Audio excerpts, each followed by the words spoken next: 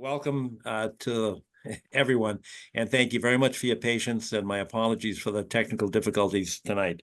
And thank you to Rob Malik, our IT director for the town, that was able to straighten out whatever the problems were. As a matter of formality, we always we've got two rules. One of them, we introduce ourselves, and the second one, we invite everyone to speak and ask questions and make comments, but we do ask for record-keeping purposes that you identify yourself, introduce yourself for the public record. So my name is John Kiernan, and I'm just going to read across the top. Steve, can you go? Steve Ibis, Conservation Agent. Ingrid? Ingrid Beatty, Commissioner. Philip? Philip Driscoll, Conservation Clerk. Tom Palmer? Tom Palmer, member. Wendy? Good evening. I'm Wendy Garpo, one of the commissioners. Charlie? Yeah, Charlie, you're on mute. You're still on mute.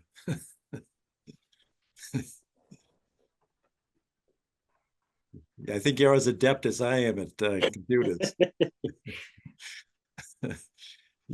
We still can't hear you, Charlie. If you can hear me. All right, well, wave. That's Charlie Bosworth by way of introduction. And I'm sure he'll be able to, I hope he'll be able to correct that. Arthur Doyle called in and suggested that he'd be a little late joining us, but I do expect him to join. So with that introduction, we're going to change a little bit, and this is a customary courtesy that's extended to other town departments. We have Peter Mello, who's town council, with us here at my invitation to assist us in number 3. So we're going to move number 3 on the agenda to the top as a courtesy to the legal department. And this is 107-111 Highland Street. This is a review of revised plans and the superseding order. This is somewhat unusual. I know there is some folks here that would like to be heard in terms of the procedure itself, and we invite that and welcome those comments. But we do have Peter Mello with us, town council, and we've looked at this, and it appears that our regulations and our bylaws allow for this, and in particular, the regulation allows an applicant to present to us at any time any proposed revisions to the plan. And for the public's benefit, we're talking about 107-111 Highland Street. And the Milton Conservation Commission issued an order on October 13th of 2023. That order was actually appealed to the DEP. But during that process and after the Milton Conservation Commission issued its order of conditions, the Milton Planning Board looked at the plans that we had approved, and they made certain revisions, and they approved the project with a different set of approved plans. Those are the plans that went actually to the DEP, and they looked at it, and with certain revisions, they approved plans and then issued and became part of the superseding order. The Conservation Commission is well aware that we do not have appellate review authority over the DEP order. And that's why they call it a superseding order, because it supersedes our order that allowed the project. However, the reason, as I understand, that the applicant has come back to ask us to review the plans that were approved by the Planning Board and by the Department of Environmental Protection is in part because those plans are more protective of the resources which we are duty-bound to protect under the Wetlands Protection Act and under the town bylaw. The reason they appear to be, in this case, more protective is because the Planning Board decided to shrink the footprint of the building and therefore reduced the impervious surface. And the public, and I know the commissioners will recall that prior to our approval of the board, the fire chief weighed in and asked for a larger driveway turnaround in front of the building. And that's the then existing footprint that we had approved. And so in deference to the fire department's wishes, we allow the applicant to intrude onto the 25-foot non-disturbance zone. And we're going to hear some numbers tonight. But we approved that by a vote that the amount of space taken from the non-disturbance zone, that's the 25-foot non-disturbance zone that's part of our town bylaw.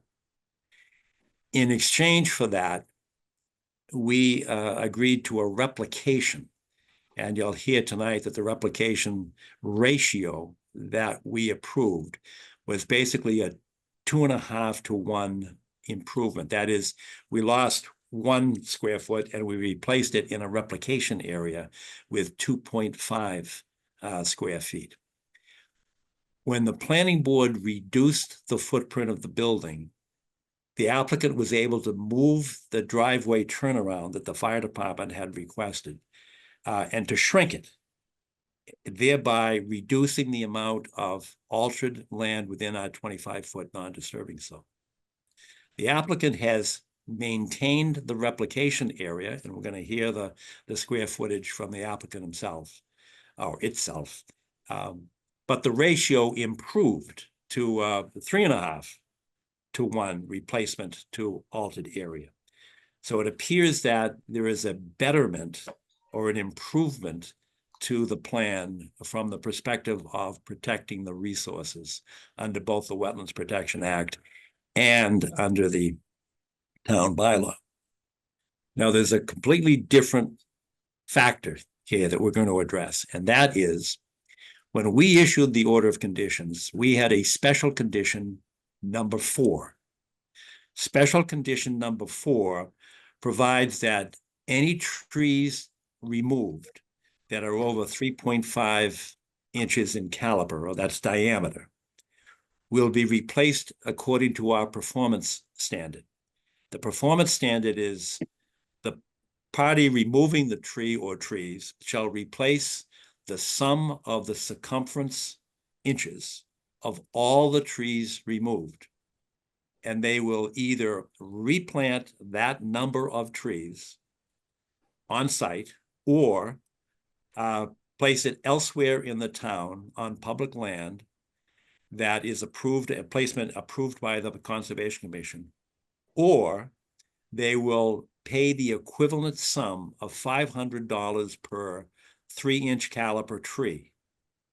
And that sum total came out to approximately $347,000 if all of the trees were replaced by the financial equivalent.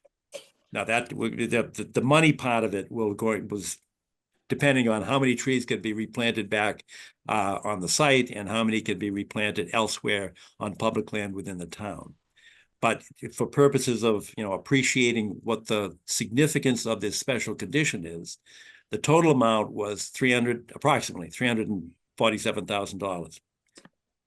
Now acknowledge that when the footprint of the building shrunk, the number of trees removed will be reduced, and therefore the equivalent financial contribution to the town, to the Conservation Commission, is going to be reduced somewhat. The ballpark estimate, it's going to be reduced by some $25,000, $30,000, something in that vicinity. But we're still talking $310,000, $320,000 to the town for the public good. That special condition number 4 was not included in the DEP's superseding order. It's still part of our order that is on appeal to the Superior Court by the neighbors group. And I see Liz Pyle is here, attorney Liz Pyle, and she represents them. And so I'm sure she wants to be heard on this issue. But after seeking the counsel of our town council, Peter Mello, who's with us tonight, and in response to the applicant's application to us to review, and they're asked us to approve the revised plans that were approved by the planning board and the DEP. They come back to us pursuant to our regulation for sub E, the capital E, section 2. And our position tonight is to review the proposed revisions and determine whether or not there is a significant impact to the resources that we protect, or if the revisions or the proposed revisions are minor so as to have insignificant impact on the resources that we protect, then we could vote to approve those revisions. So it will be a two-vote step, one to determine whether or not it's a significant or an insignificant impact on the resources that we protect from the original plans, and secondly, whether or not to approve those proposed revisions. Now, this evening, as part of that vote, we intend to consider a proposed memorandum of understanding that comes from the applicant. And I think Attorney Ned Cochran will be in a position to describe that memorandum of understanding. But essentially, it encompasses special condition number 4, by which the applicant agrees as a matter of contract to abide by that condition. So we will be able to entertain that proposed memorandum of understanding by which we get the commitment that, notwithstanding the fact that DEP dropped our special condition 4 from its superseding order, we would by contract agree that the applicant would abide by that. And by the way, it's still part of our order of conditions that's before the Superior Court. So that's by way of background. And what I propose to do is ask Ned Cochran to introduce the proposed revisions, and he may need some assistance, technical assistance. I think Paul Avery is here, the engineer. But we could hear from them as to what their proposal is. And then I would invite comment from, I know the neighbors are represented by Liz Pyle, so I'd ask her to speak if she so desires, before we reach a vote on whether or not, number 1, this is an insignificant change, and number 2, whether to accept the change, and number 3, those changes would be contingent upon an agreement to the memorandum of understanding. So with that introduction, Ned, could you address both the commission and the public? Be happy to. Thank you, John, and members of the commission. For the record, Ned Corcoran on behalf of Northbridge Communities LLC, who is the applicant with respect to the permits for the memory care facility at 107 and 111 Highland Street. I'm joined by Jesse Alderman as co-counsel, Paul Avery as our project engineer, and Jim Coughlin and Wendy Nowakunski, who are principals with Northbridge, are with me as well. You are right that the commission voted to issue an order of conditions in September of 23. It was actually signed and dated October, I think, 13 of 2023. But that process with respect to the development of this site went on for a substantial while longer. We continued on with the planning board and the application for special permit, and received the special permit on April 29, 2024, full 6 months plus after the commission issued its order of conditions. As we continued through that process, the planning board asked for certain reductions in scope of the project. In particular, as you defined, a shrinkage of the building, but also a reduction in the number of parking spaces in the rear, and a shrinking of the impervious surface associated with parking. We went forward with those plans with the conservation, with the planning board, and then continued in the process with DEP as part of the neighbors' appeal of the order of conditions that was issued by this commission. And DEP issued a superseding order on November 4, 2024. So the process involved 3 different permitting entities over a fairly substantial length of time. We have a fairly brief, but I think powerful presentation that Paul Avery is prepared to show that will walk through each area where changes were made to the plans as they were ultimately approved by DEP with the superseding order. And then I'm happy to walk through the memorandum of agreement. We noted in the superseding order that the DEP did not have jurisdiction to address the issue of the tree removal issue. And so that the superseding order was silent. We understood its importance with respect to this commission. And so we proposed, as you indicated, a memorandum of agreement whereby we agreed to, which essentially took the language of special condition 4, popped it into the memorandum of agreement, and agreed to be bound by the same language that the commission had input as far as the order of conditions. So with that, if I can turn it over to Paul Avery, if he can share screen and show a set of slides that will depict graphically each of the modifications that were made with respect to the plans. I sent a request to share, and it's been granted. Thank you, Ned. For the record, Paul Avery, Oak Consulting Group. I am the engineering consultant representing the applicant here. I submitted a letter to the Conservation Commission dated December 17th, which summarized the changes which emerged since the Conservation Commission issued the order of condition through 2 processes, one of which was the special permit from the planning board, and the other one was the superseding order through the DEP. What I've got now is, I'm just going to go through those, but rather than just reading the list, I've just got these slides here that I will go through fairly quickly that just graphically show what those changes were. So not necessarily exactly the same order as the bullets.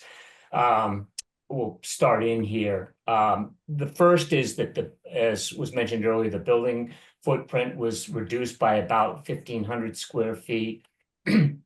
On this slide, the red line represents the building footprint as was shown on the plans, the notice of intent plans, and therefore the order of conditions.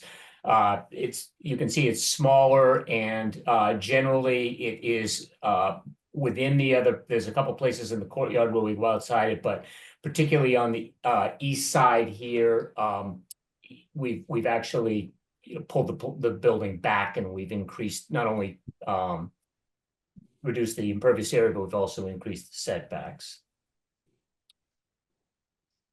We also eliminated 15 parking spaces at the rear that we were able to do by entering into an agreement with the hospital.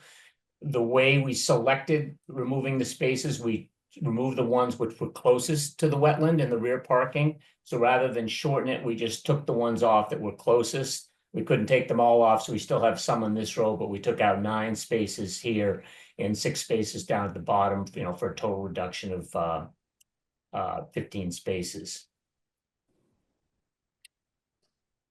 We ended up relocating some of the service appliances, for lack of a better word for it. We had a dumpster, which was about where this red square is. That has now been moved back to the end of the rear parking area. And then the generator and the transformer have been moved up to this area here near the front of the building. In addition to minimizing the impacts to the neighborhood by getting these out of sight and set further from Highland Street and Spafford Road, we also gave us an opportunity to change the layout of the retaining wall. So these red double lines here, that was where the retaining wall and the service area extended to in the order of conditions. We've now pulled it back to this yellow line here, so that we've basically created this additional area, increasing the setback from the wetlands. There was a request to change the aesthetics on the retaining wall as viewed from Highland Street. We had gone with a ready rock system and with a finish on it, but basically the more natural finish that was requested, and we found the Canigliaro block program that did that. Again, this was primarily driven for aesthetic reasons, but one of the benefits of this was that, as you can see in the top one, this is just for the front driveway cross section. It's not throughout, which is why we still have both details. But for the front driveway section here, these walls stack up vertically, whereas the The Ready Rock ones have batter to them, which means that as you move out, it projects out further, so that this wall, depending as it gets higher, it gets potentially wider. So we were able to contain the width of this at a uniform width, which resulted in some narrowing of the footprint of the road going across the driveway and the front entrance. As a result of all of this, we have some changes, and it was asked about this earlier, that the wetland replication area we were formerly filling 1791 square feet and a 2.3 to 1 replication. As a result of all of this, we're now down to 1,400 square feet, and the replication, the fill was, the fill was 1791. Now it's down to 1177. The actual replication area remains the same, so that the ratio increased. It was at 2.3 to 1, and now it's 3.5 to 1. This is the area of the replication of wetlands being filled and versus what we're actually creating. I'm going to come back to a couple other slides of this plan because there are some other elements on here that we're going to talk about shortly.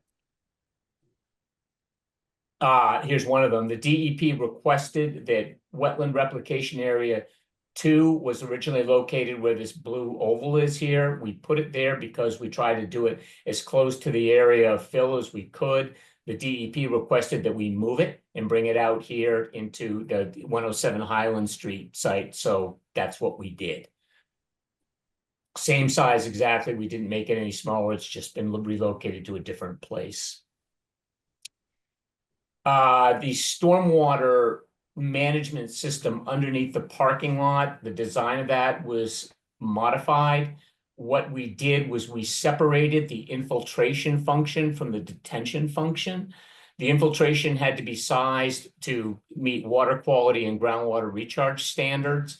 What really drove the size of the system was the detention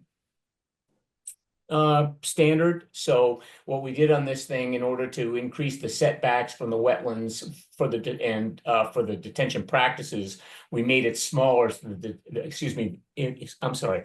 In order to increase the setbacks for the infiltration practices, we were able to make it smaller and therefore a greater setback from the wetlands, which was one of the comments that emerged. So this is now a 2-phase system. All the details are in the calculations and all of that, but it was one system. Now it's 2, where the smaller one here on the section on the right is the infiltration component, and the larger one, which is closer to the wall, is the detention component. The difference between those two is the infiltration has perforated pipes. The detention does not. It's solid, so it isn't doing any groundwater recharge or leaching out to groundwater. We also revised the design of the infiltration basin at the rear of the property. And I've just shown it on this slide here to just remind everyone where it is. Here's the detail sheet that shows what we did, and we did a number of things. We increased the setback to make the infiltration practice be a minimum of outside the 50-foot setback, which is a new setback line that's shown here. And comes around here, so that the top of the infiltration practice had to be 50 feet setback from the wetlands. We increased the access by providing access lanes all the way around this, with the exception of where we have the overflow spillway. We were also asked by the DEP to put in an underdrain, which we did, and to put in a monitoring well. So those extra, bells and whistles were added to the detention system. Excuse me, the stormwater basin, which is both infiltration and detention. For water quality, we added 2 water quality swales to 2 of the outfalls. One of them being this outfall near the site entrance that receives a runoff coming down the driveway.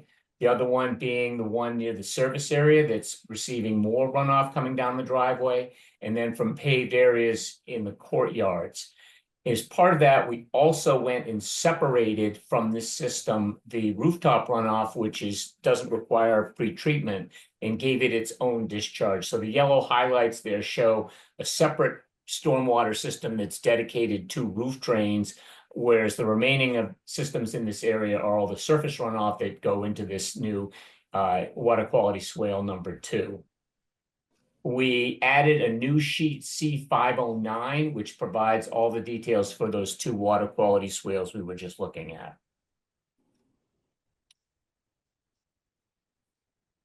Yeah, okay, so moving down here. We added sheet C302.1. There's really no new content here. This just provides extra details on the wet replication areas with some baselines and some dimensions and some spot grades. Previously, this is where the new replication area 2 is, so that's would be new content, but basically this sheet just provides requested details for the construction of those replication areas. Here's this sheet again.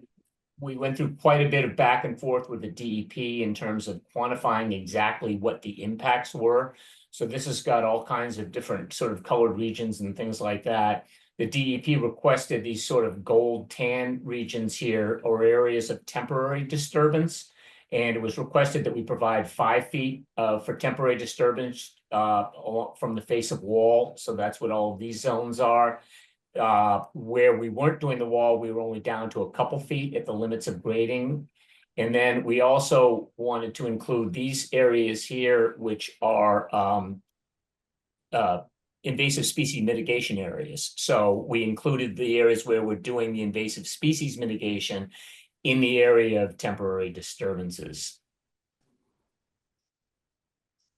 On the landscape plans, we were requested to put in additional screening. So this planting here has been enhanced a bit to provide additional screening from Highland Street. And we were also asked to clarify what the mitigation procedures are going to be. So on L104, and then just jumping ahead on L105, each one of these has specific invasive species procedures that are to be used that are specific to that. For example, here in this area where we're doing invasive species management in this area here, but it's also where we're constructing wetlands. So rather than getting into pruning and all the rest of that, we're just going to dig them up. The DEP also said that some of these areas here where we're not doing wetlands replication because they're actually in the BVW, it made more sense to just reach over with the excavator and dig those out too and restore them, so that those methodologies were negotiated and agreed upon with the DEP. Whereas in areas like along Highland Street here, we're not doing any other work there other than just the invasive species mitigation. So that's trim them back and treat them and then come back and monitor for regrowth. So that is it. That summarizes the plan changes. All of these is noted. There's nothing here that increased any impacts. We provided additional treatment for stormwater. We enhanced our compliance with all of the standards. The area of the roundabout here, all of that took place prior to the order conditions, and there were no changes to any of that beyond what was presented for the order conditions issued by the Conservation Commission previously. And Thank you, Paul. Before I ask for questions or comments from commissioners, I just want to remind the public actually that we're here pursuant to our regulations, section 4 procedures. And our role tonight is to consider under subsection E, that's a capital E, amendments. And we're looking at subsection 2, where it says that the commission shall review all proposed changes and determine either, and there's A, B, and C, but our role appears to be that we need to make a determination, and I'm going to quote from C, subsection C, and I quote, that the changes represent an insignificant change in the original proposal and will cause no significant difference in the impact of the activity on the interests identified in the bylaw, in which case the person proposing these changes may proceed in conformance with them. So I only read that to suggest that this is not a de novo review. This is not an appeal of the original order of conditions. That was done by DEP, which ended up with a superseding order. Our role here is only to look at the proposed revisions and make a determination as to whether or not those revisions or changes represent an insignificant change in the original proposal in terms of whether or not it has a greater or lesser impact on the resources that we protect. So with that perspective stated, are there questions or comments from commissioners? I can't see everybody here, so I don't see any hands raised, but I'd ask the commissioners to speak up if they have a question or a comment. I see none. And therefore, actually, before we move on to questions from abutters of the Neighborhood Association and Liz Pyle, I would go back to Ned, because if we were to approve these proposed revisions, we did talk about the proposed memorandum of agreement or memorandum of understanding. And so, Ned, let me go back to you, and can you just kind of go through that as to what it is? Because we will, I'm anticipating that the commission will want to make that as part of the vote. If the revisions are approved, it would be conditioned upon the execution of the memorandum of understanding that essentially reinstates our special provision, our special condition number 4. And that I don't want to talk in code here. What I'm talking about is the tree replacement plan. That's what we're trying to reinstate. So, Ned, could you just kind of describe in greater detail as to what that memorandum, in fact, you may want to screen share as to what it says. That's probably a good idea. Let's see if I can do that.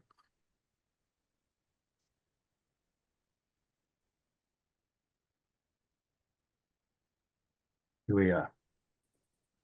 So, as I said towards the beginning, we recognize that when DEP issued its superseding order, the DEP process doesn't account for the town's specific regulations and procedures. And we understood that the special condition number 4 was of significance to the commission, that for every tree over a certain caliper that is removed during construction, it needs to be replaced within a certain caliper, or an accounting made of the total number of inches removed and the total of inches replaced through plantings, and then the delta defining the amount of money that would have to be paid to the commission. So I started off with a series of whereas clauses, if I can do this, acknowledging that the order of conditions contained a tree, the special condition 4, which requires a tree survey count and a tree replacement plan, all of which has to be presented to the commission.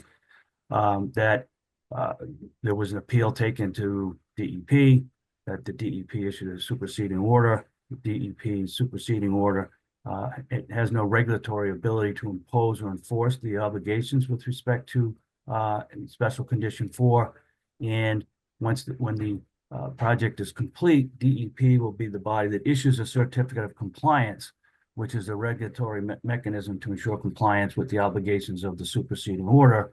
And that understanding that DEP would not be able to, that the certificate of compliance would not address the issue of the special condition 4, Northbridge agrees to be bound by its provisions. And what we've done is, in the body of the agreement, we simply cut and pasted the language of special condition 4, which A, requires the survey count, and B, a revised construction plan with a revised limit of work to include the proposed removal of the invasive species, particularly the Japanese knotweed along Highland Street. Those are the two conditions contained within the special condition. We acknowledge that, or in the MOA, that we will prepare and submit the tree survey count, including the tree replacement plan and the invasive species removal plan to the commission for its review prior to the start of construction. That at the completion of construction and prior to filing the request for the certificate of compliance, that we'll submit a full accounting of the compliance with the requirements of paragraph 2, including payment of the amount calculated in accordance with subparagraph A. And they agree to be bound by the obligations here, fully enforceable by an action that may be brought by the commission in Superior Court, and should be liable for all costs, including attorney's fees that may be incurred if the commission had to pursue such an action. I know that you provided some comment to this, which we've accepted, and this is the final form that we're prepared to we're prepared to enter into, and we agree that it would be a condition of the vote taken by the board tonight with respect to the Section 4E request. All right, Ned, could you do me a favor? There are two parts to this section. It's 2 on the memorandum of agreement, but A is the tree survey and tree replacement, and B is the invasive species plan. Right. Because I know that invasive species was a big deal to the neighbors, as it should be. But that's pretty easy to understand. For those that maybe have a hard time reading what's on the screen here, could you read A to A Sure. for the benefit of the public? And this is, as I said, it was taken verbatim from Special Condition 4 contained in the order of conditions.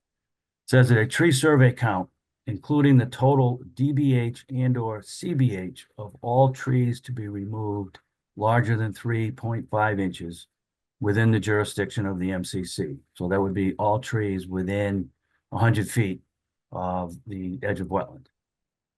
The applicant shall also demonstrate compliance with the MCC's performance standard to replace the total DBH and/or CBH of trees removed, which were equal to or greater than 3.5 inches in diameter, either by replacing the trees on site or an alternative site in Milton approved by the MCC, or by payment to the MCC in an amount calculated at $500 per tree, calculated at 3 inches in diameter per tree. At least 75% of the trees which are replaced or replanted must survive for 2 years in order to receive a certificate of compliance. Could you also read B as well, again, for those that might have a Sure. hard time reading this screen? A revised construction plan with a revised limit of work to include the proposed removal of Japanese knotweed along Highland Street with an invasive species removal plan. Additionally, the revised limit of work will include the site for the planting of screening trees and shrubbery, both along Highland Street and the area between the back parking lot and the Winter Valley property. Thank you very much. And I just want the public to know that when the Conservation Commission considers whether or not to determine that the revised plans will not have a significant adverse impact on the resources, and B, whether or not to approve those proposed revisions, that this memorandum of agreement will be a condition of that vote. That is the inclusion of this and the authority to execute this memorandum of agreement will be part of that vote. Now, with that said, are there first any commissioners that have a comment or question? I don't hear any, and I don't see all this. I don't see any hands raised. John? I would invite, yes. Arthur? Yes, Uh, Just at the beginning of the memo, I sent you a note earlier this evening as to whether or not the address for the Conservation Commission in the MOU is the accurate address.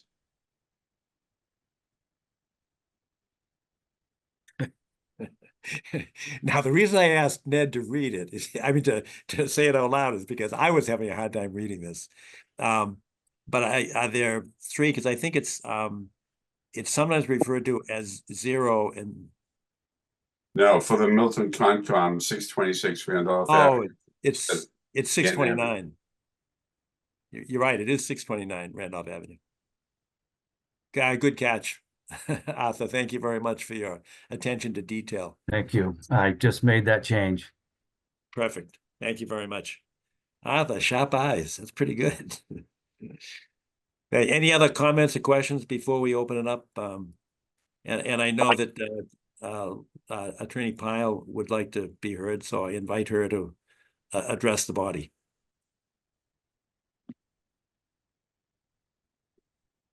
Liz, I think you're on mute. Can you hear me now? Yes, we can. Perfect.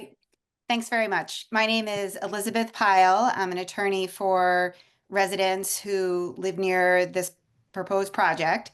And I just wanted to talk with you tonight about the matter that's been being requested of you with regard to these new plans and the commission's regulations. So rather than deciding that this is an insignificant change, we would request that under your regulations, section 4E2B, that you find that this is a substantial departure from the original proposal, such that an amended order of conditions should be requested by the applicant. They should file for that. There should be a public hearing on that where we can provide comment, and then you can consider what to do with the amended plans.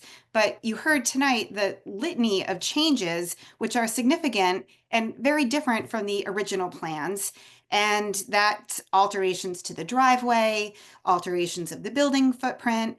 The replication area has been completely moved to a different location. There are different impacts to the 25-foot buffer zone and changes to impervious surfaces. This is a substantial departure from the original proposal by the applicant's own terms. Now, the commission may ultimately decide that they're acceptable, or may decide after hearing public comment on that in a form of an amended notice of intent open hearing that maybe it's not acceptable. But we would like the opportunity for the commission to have the applicant file an amended order of conditions, and we would like you to find tonight under section 4E2B that it's a substantial departure, and then we'll have a public hearing on the changes later, and the community will be able to express their concerns about those changes. I know in particular, we still feel that the driveway is too wide in the non-disturbance zone, and that permitting the driveway width to such a large project is a departure from the commission's prior practices of really keeping the non-disturbance zone sacred and really trying to minimize impacts as much as possible within those areas. So we would request a different finding, the substantial departure finding, and that the commission require the applicant to file an amended notice of intent for an amended order of conditions. There would be a hearing on it, and then the parties would make their decision. And we feel that's the correct procedure. So thank you very much, and I'm happy to answer any questions. I do have a question, and that is, as I read C, which is what I mentioned that we were looking at. And again, we're not revisiting the approved plan that we issued in the first place. We're only looking at the revisions. And I note that in C, it says that the changes represent an insignificant change in the original proposal and will cause no significant difference in the impact of the activity on the interests identified in the bylaw. Do you agree with that? What I'm looking at is no significant difference in the impact on the activity being the building of the project. And when I see a shrinkage in the footprint, and an increase in the ratio of replication, that sounds like a good thing from the perspective of protecting the wetlands and the resource areas. Do you agree with that? Do you agree with that? I agree that reducing the impact is a good thing, and that's not what I'm questioning. I don't think you have the ability to find under C because of the word "and" there. You have to find both, that the changes represent an insignificant change in the original proposal and will cause no significant difference in the impact of the activity on the interests identified. So it's not saying or, and I don't think you No, have. no, I agree with you. I agree with that. So that's why an amended order of conditions is needed, and they should file for it, and we'll have a hearing, and then you may decide that the impacts are better than what you had before, and if you allow the amended order, then we'll go from there. But I think procedurally, you fall under B because you don't have both provisions in C. So, thank you. Understood. Thank you. Are there anyone else? Jesse, I see your hand raised. Would you like to address the body? Thank you, Mr. Kiernan. And I just wanted to briefly, Jesse Alderman for the applicant, I just wanted to briefly respond to Attorney Pyle's comments with one point of clarification. The superseding order of condition. Jesse, could I interrupt you just for purposes of the public record? Could you introduce yourself and your role? Absolutely. Jesse Alderman from Foley Hoag LLP. I'm co-counsel to Ned Corcoran for the applicant Northbridge Communities LLC. Thank you. Just want to briefly address that the scope of what would be permissible under Section 4 of the regulations for the Concom to address, and the scope is that the superseding order of conditions covers all state Wetlands Protection Act regulations and this project's compliance with those regulations. That has preemptive effect on this commission. What this commission, with a superseding order of conditions in place, as you, Mr. Chair, noted at the beginning, that word superseding, what the commission's scope of review is very narrow here. And that would be if there's significant changes, not to the totality of the project because the operation of the superseding order of condition, but if there's significant changes that impact the town Wetlands Protection Act bylaw. And we would submit that those changes are the changes to the project are neither significant holistically, nor as they relate specifically to the bylaw, nor are there any significant adverse impacts. Quite the contrary, there's a reduction of impacts. So I just wanted to clarify there that this is not the case where there's a plan change in a vacuum.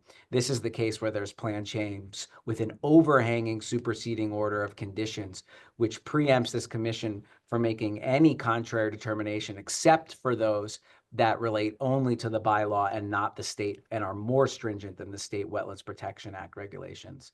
So those would really be, that would really just be the work in the non-disturbance zone, the very limited work in the non-disturbance zone, which has not changed at all. And as you said, is not, really appropriate for relitigation now a second time after you've already had hearings. All right, thank you, sir. David, Michael? Good evening, David, Michelle, Sharon, and I'm Lodge. sorry to mispronounce your name, sir. I'm sorry. Not a problem. I've heard all variations. I represent Karen McCarty of 137 Highland Street and Eugene Irwin of 120 Highland Street. We essentially reiterate Ms. Pyle's arguments that this plan has gone through several iterations of changes since it was first presented to you. And those changes have been substantial.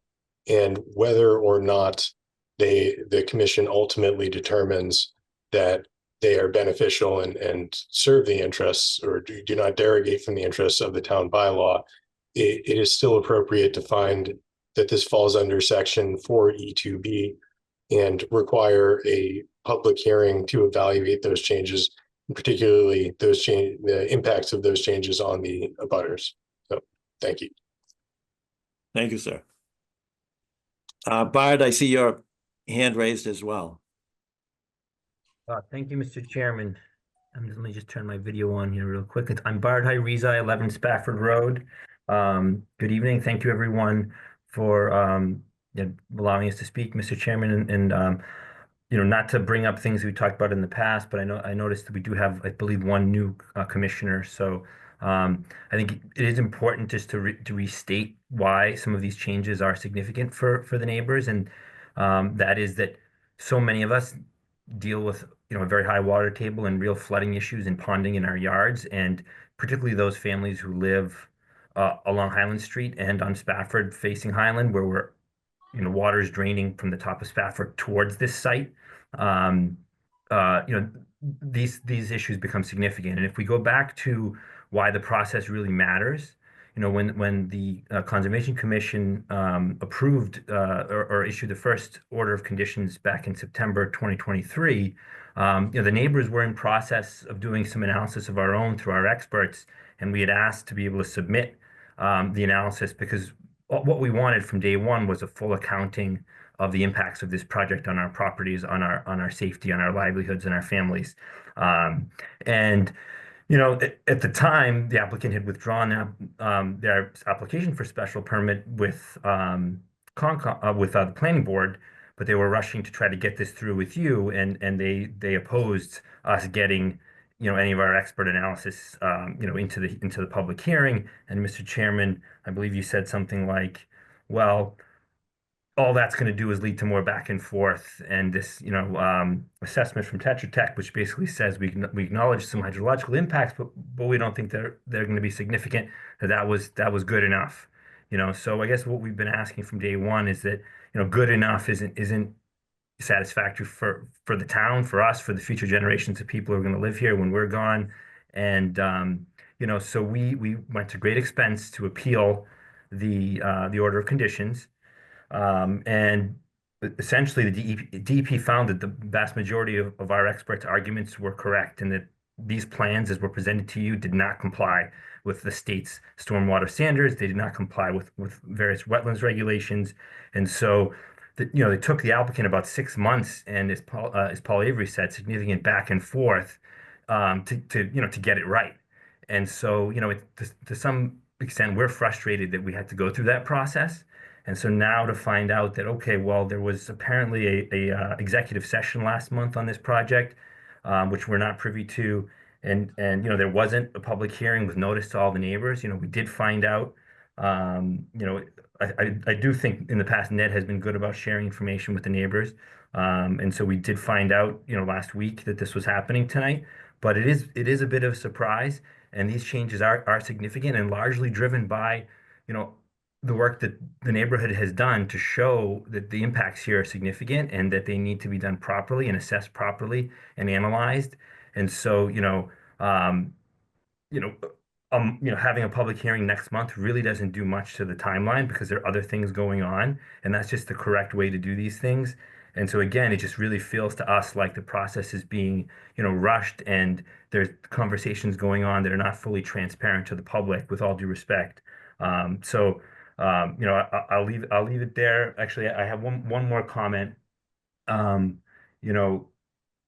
We still don't really know some of the hydrological impacts, and I attended every, I believe it was, 5 or 6 meetings on this for the original process for the order of conditions that was approved. At no point there did we really see any cross sections of what this is going to look like. And, we did see some of those during the planning board process. And as it turns out, for hundreds of feet, this building will be sunk, 8 to 10 feet below the water table. And they're going to have pumps pumping water away from their foundation continuously into the wetlands, and which border a lot of our properties. So there's still some impacts that we don't fully understand, and I appreciate the narrow scope we're talking about here. But this is number one, significant changes had to be made because the project was deficient, and those largely came about because of the efforts of the neighbors. And number two, this process has been rushed, and it does not appear to be transparent for the neighborhood. So we thank you for the time and appreciate your consideration. Thank you very much. Thank you very much for your articulate, as usual, and gentlemanly presentation. I think, Maggie, you've got your hand up? Yes. Hi. Good evening. So I'm Maggie Oldfield. I live at 397 Hillside Street. I'm a town meeting member from P5, and I am also a planning board member. So I'm here to ask that you consider reopening the public hearing with a limited scope. So the abutters have the opportunity to present their comments on the new plan. As I recall, and as I sat through many meetings, it was my understanding that the Conservation Commission didn't fully understand the amount of fill that was being brought in. And even though you said that the fill in the wetland replication areas is going to be reduced, the overall fill to be brought in is over 16,000 cubic feet, which is significant. And I think that's a major piece of information that was missing to help the Concom make their decision. So I think if you open the public hearing for under limited scope, I think that might help satisfy the neighbors. What I learned this past week from the Supreme Judicial Court is the importance of process. Just like the Office of Housing, this Concom, I think, has failed to take the necessary steps to allow for public input. Again, I agree with Bard. I don't see what the harm is going to be. This is a 60,000 square foot building, which is about the size of our new fire station. And I think the neighbors deserve some consideration. And I just hope that, you follow the Milton way, and the Milton way has always been about public process and consideration for the neighbors. So thank you. Thank you. Minette, your hand is up.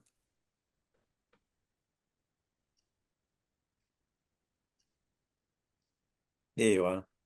Welcome. Welcome. Thank you. Good evening, Minette Donovan, 16 Spafford Road in Milton.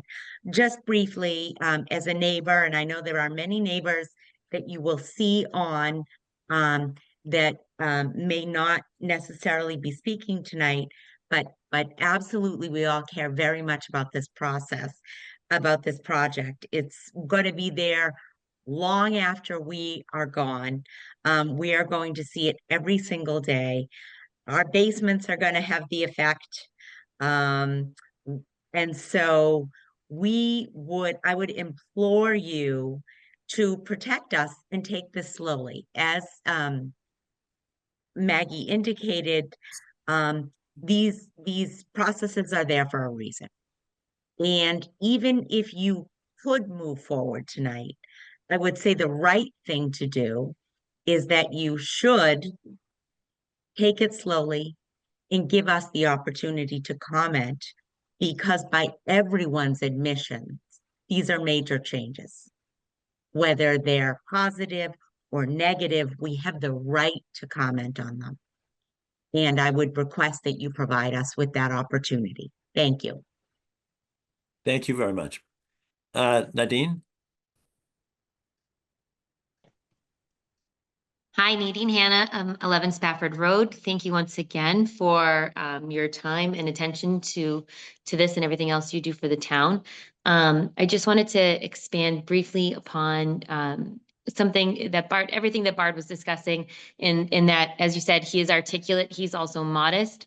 I want to specify for the record that all of the neighbors who have been actively participating in these proceedings are all in agreement and represented by what Bard spoke to tonight. So he doesn't just speak for himself, he speaks for quite a large group of people, a large group of Milton residents.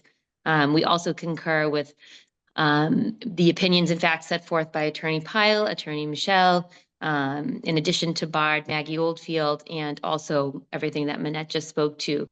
And that's all. Thank you so much. Oh, thank you very much. Ned, could I ask you to take down the screen share because I can't see all the participants and I don't want to miss any raised hands. Is that possible, Ned? It is possible. I've just got to figure out how to do it. Is that? There you go. Thanks. All right.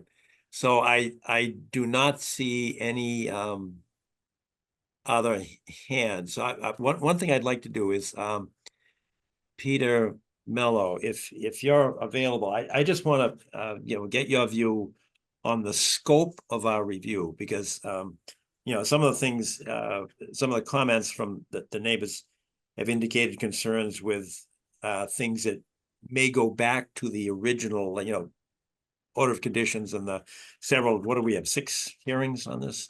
And I'm just concerned with that because I don't want to go outside of the scope of our review. Because as I understand, we're looking at an amendment which can be filed at any time, understanding that it's already gone through the appellate process at DEP and it's in the process of the Superior Court review. But could you comment on the timing of this review and perhaps more importantly, the scope of our review of what are we entitled to look at? Sure, happy to, John. And I think you've stated it well. The timing of the review is laid out in the regulation, and it's right. It's embedded within 4E2, and it requires that the commission make its decision and notify the applicant or the person making the request within 21 days of receipt of the request and supporting information. In terms of the scope, I think you've summarized it well. I take Attorney Pyle's point about the her interpretation of subsection C within 4E2 of the regs. I guess my thought about this is that the word "and" can be construed conjunctively, but also disjunctively. And I think that in this context, particularly insofar as the DEP's already issued the superseding order of conditions and reviewed the matter and considered impacts to interests protected under the Wetlands Protection Act, I think it's reasonable to interpret that in this context to be construed as a disjunctive use of the word "and," so that if the commission determines that the request or the new proposal would cause no significant difference in the impact of the activity on the interests identified in the bylaw. I'm quoting from the verbatim from the regulations that it can make that determination, and that I think it particularly in this context, in my opinion, it's more reasonable to conclude that it's at a minimum implied that if the phrase "changes represent an insignificant change in the original proposal," I think it's reasonable to construe that again in this context to mean insignificant change in the original proposal with respect to the matters that are the subject of the commission's jurisdiction and that are addressed under the bylaws distinct from the act, especially where again this follows the DEP issuance of a superseding order of conditions. So I guess that's my perspective on that question, at least initially, and I think that's a reasonable interpretation. All right, thank you. Before we get to questions or comments from commissioners, which would be necessary preceding any kind of a motion or vote, now, Gene, I just lost you. I thought I saw Gene Irwin's hand up, and I didn't want to go. There you are. Gene, did you want to say something?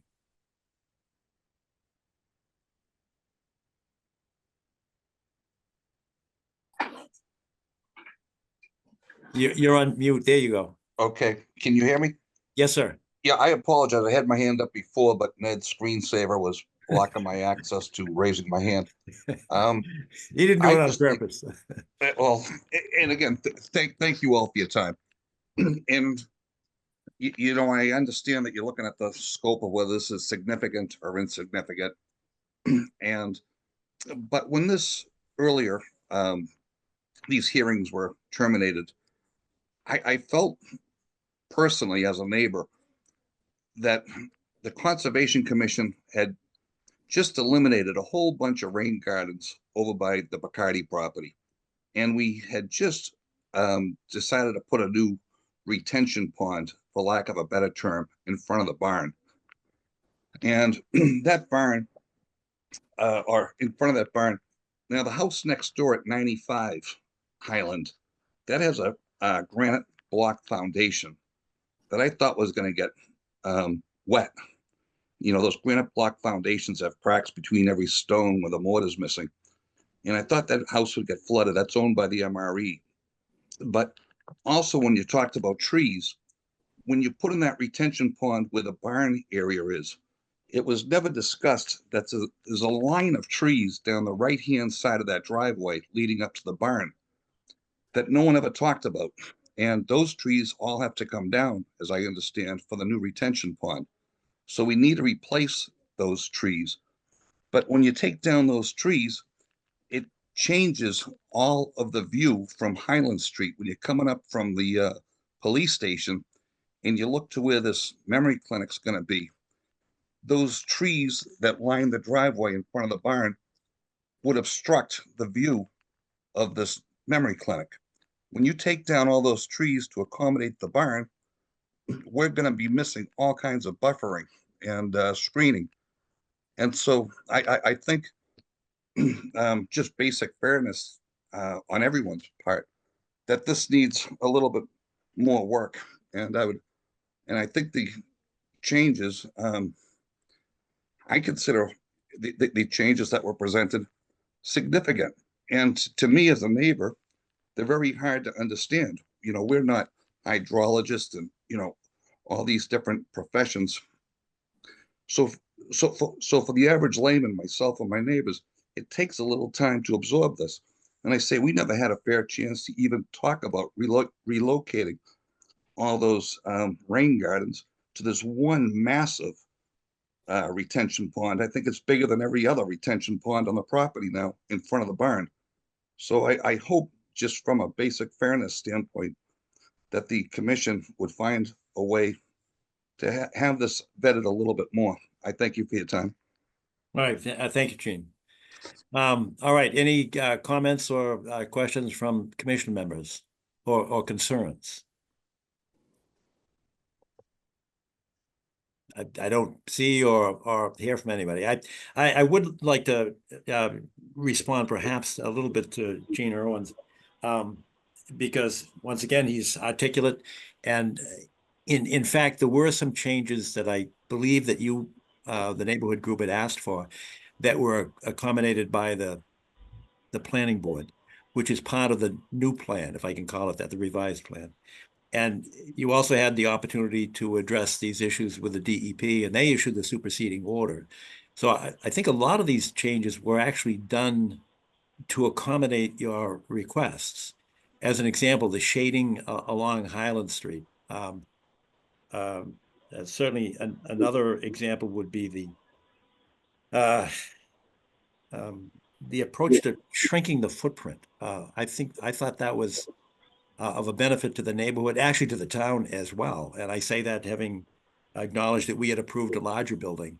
So I think the changes that we're looking at are beneficial, both to the neighborhood and to the interests that we protect. Maybe I'm wrong on that, and you may have a different view of that, but I think we're headed in the right direction, not the wrong direction. But again, I know a lot of what you said actually might suggest that you'd prefer that we go back and look at the whole project again, and that's really not within our purview, because our scope is really pretty limited at this juncture. But I understand you have a different view, and as Bard was very articulate, and I know he was always concerned with the hydrological effect on Spafford Road. But that's really in our, we did consider that. We did have our consultant that we had, a hydrology consultant, and they came in and I thought they had responded pretty articulately to that the Spafford Road neighborhood is really in a different watershed. Because that was a legitimate concern, and I think we addressed that at a public meeting or a couple of public meetings. And that was a specific request that we made to our hydrology consultant. So again, I think that's getting outside of the scope of what we have here. And I believe that the commission's task at this point is to see whether or not there is any kind of an adverse impact on the resources that we protect, or whether or not the changes are insignificant, or even a betterment to the resources that we protect. I believe that's the scope of our mandate. But that's just my view. So I'd invite any comments from other commission members. Mr. Kiernan, can you hear me? Yes, I can, Gene. Okay, if I just may respond briefly, I know everyone has a lot to do. As far as the planning board, we had no opportunity to raise these points. I attended, I think, every planning board meeting there was. The last 3 or 4 meetings, the planning board, to use the phrase, denied the neighborhood any oxygen on the matter. We weren't allowed to speak. We sat up at the Council of Aging on about 3 different nights, and we sat there from like 7:30 to 11, and we never got a word in. And when we did, there's like 20 of us, and we got in maybe 30 seconds apiece. This stuff was never vetted. What I'm bringing up to you regarding this retention pond, not by you folks with the neighbors, not by the planning board. I didn't know the neighbors. We could go to the DEP. I don't think any of the neighbors know that process. So as I say, I respectfully request that the Conservation Commission help us out here, because say we weren't allowed to bring up these points. Apparently the planning board had exhausted its time on this thing, and these new issues were never addressed. So again, I thank you for your time and your consideration. All right, thanks, Gene. And so I'd like to move to a vote.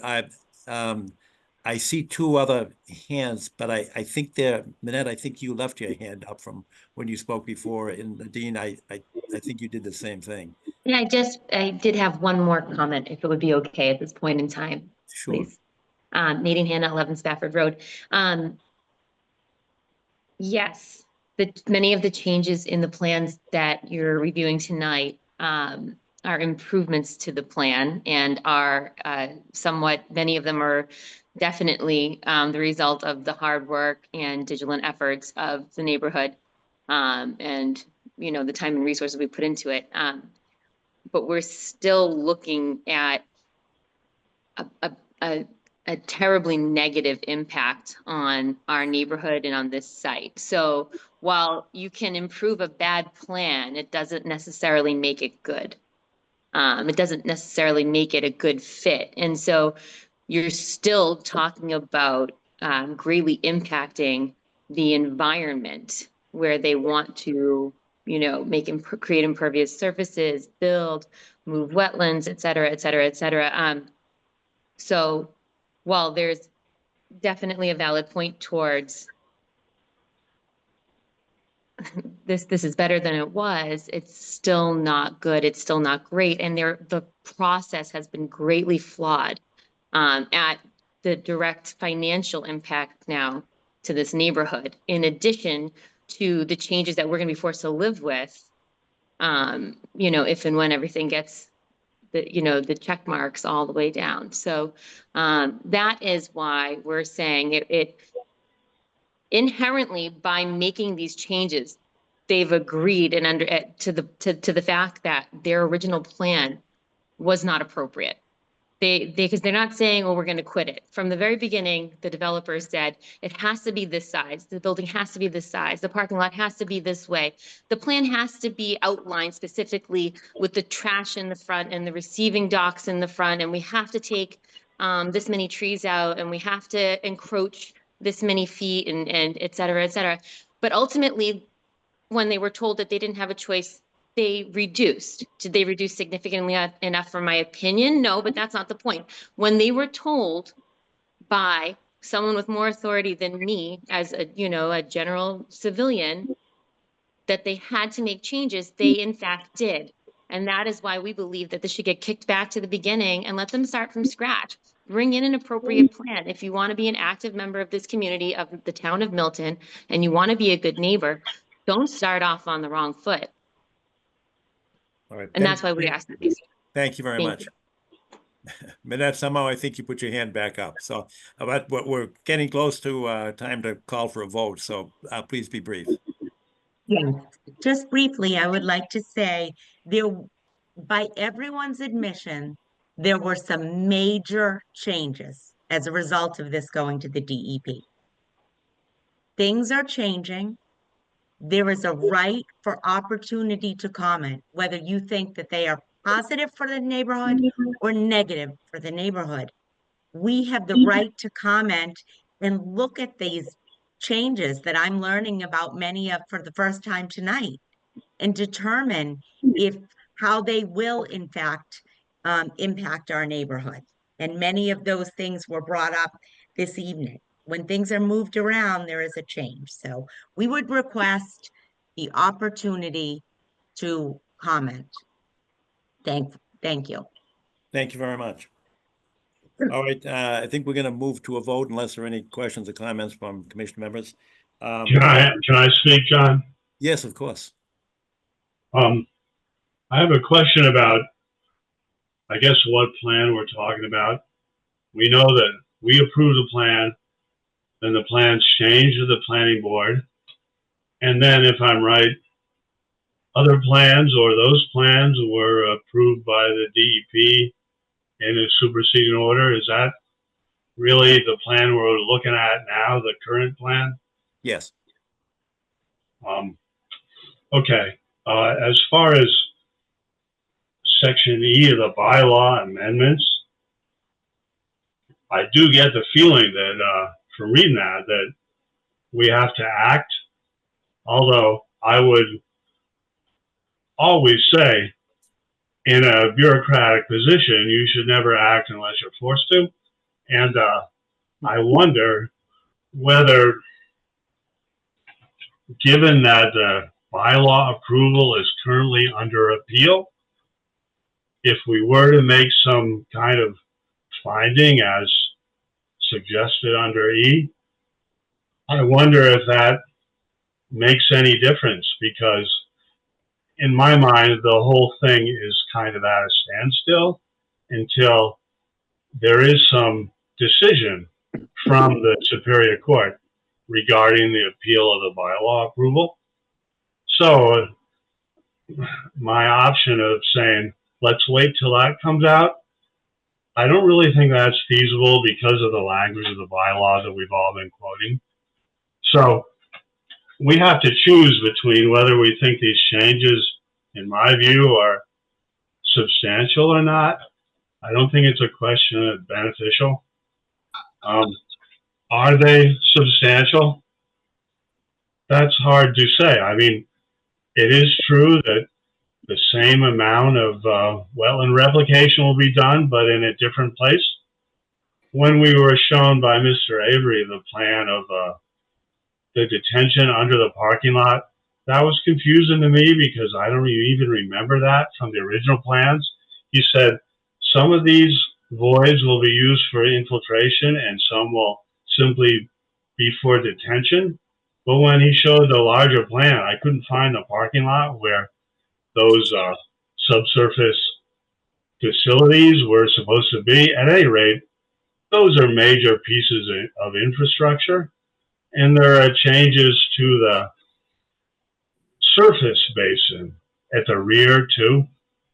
So if someone says to me, those are substantial changes, it's hard for me to argue that they're not. So I'm feeling as if right now that the neighbors have made a good case for these changes being large enough that they should have an opportunity to comment in a hearing about them. That's my take right now. I realize it's not very well formed, etc., but it's just my reaction to what I heard tonight. All right, well, let me respond to, making comments at a public hearing. That's exactly what's happening. So they had an opportunity to talk to us in our 6 hearings in 2023. They had an opportunity to address the planning board, and it looks like they got some of what they wanted.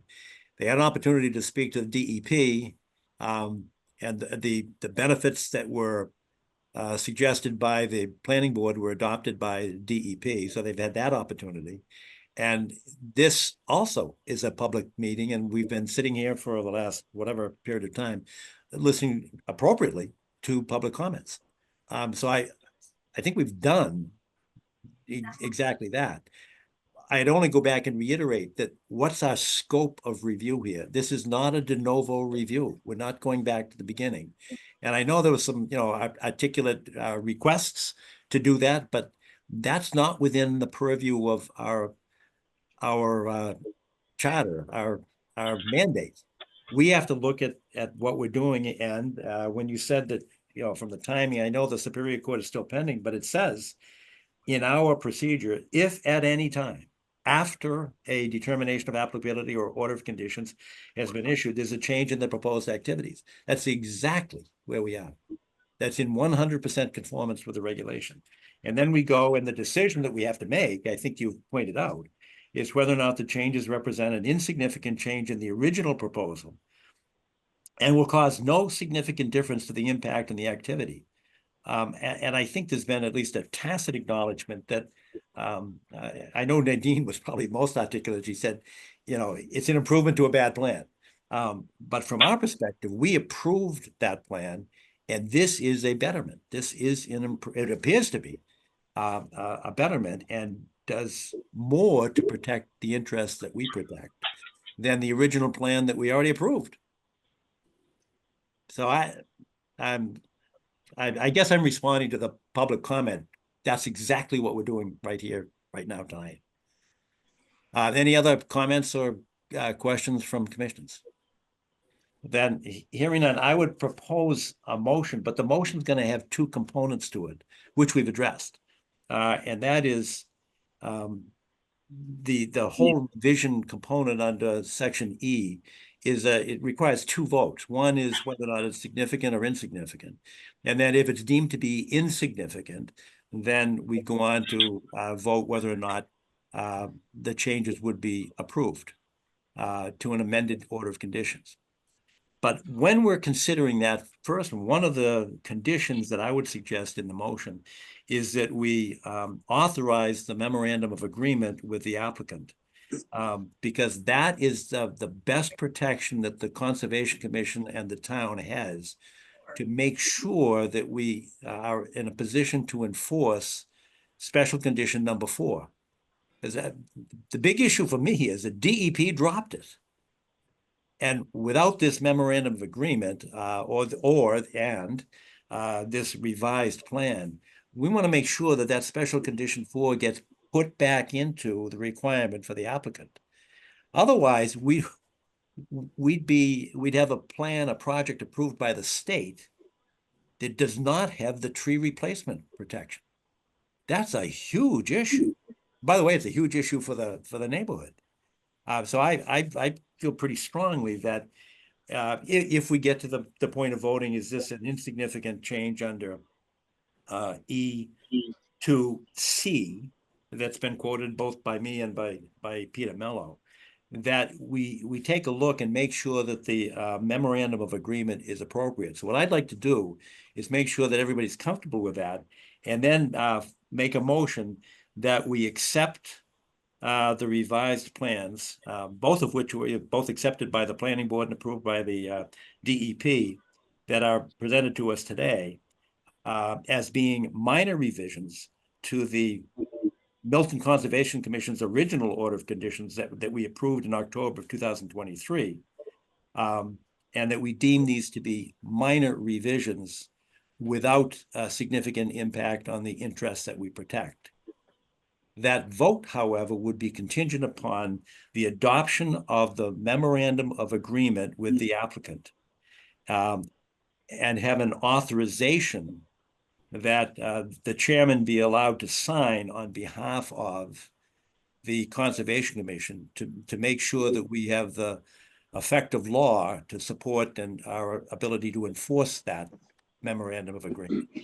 So that would be my motion, that we that we vote to determine whether or not, and I suggest the motion would be that these are not significant changes and they do not have a significant adverse impact on the interests that we protect, and that we take that vote contingent upon the inclusion of the memorandum of agreement with your authorization that I sign on behalf of the Conservation Commission, that memorandum of agreement.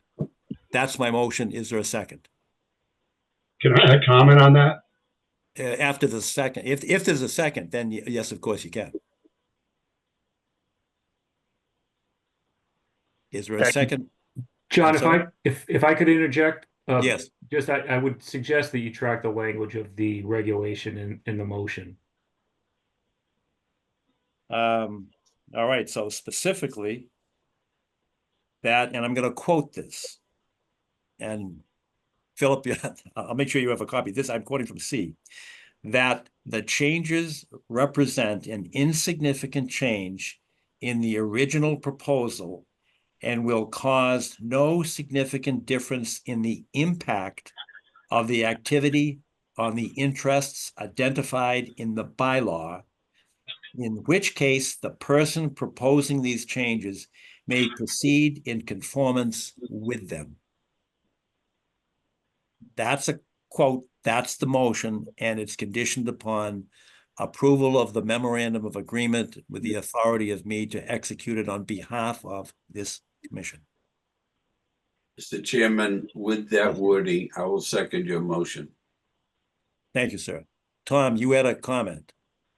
Yeah, regarding the memorandum, I don't disagree that it's favorable to our scheme to mitigate for the loss of the many trees in jurisdiction that will be cut. I agree it was a good condition. What's confusing to me is there a need for the memorandum because we approved the project under the bylaw and the State Wetlands Act. Now, we have a superseding order from the state that has different conditions and removed condition 4. But we still approved it under the bylaw, and does the state superseding order remove that condition from our bylaw approval? I don't see that is necessarily the case. Maybe some attorneys can enlighten me about that, but it seems to me the condition might still be in effect because it's part of the bylaw approval. That's correct, and the legal definition is belt and suspenders. Maybe we don't need it, but if you want to be assured that it is an enforceable agreement from the applicant, then the memorandum of agreement answers the problem, because you raise a question, is it still effective if it's under the bylaw but not under the DEP state regulation? This removes any concern, and it confirms the obligation, not just the agreement, but the legal obligation of the applicant to conform to special condition number 4. Thank you, John. That's a good response, I think. And I agree with that. It's a belt and suspenders reinforcement. I agree completely. And John, if I may, the reason we proposed this memorandum of agreement is that we question whether or not this condition would be enforceable going forward. And we wanted to make sure that the commission retained its ability to enforce that condition. Fair enough.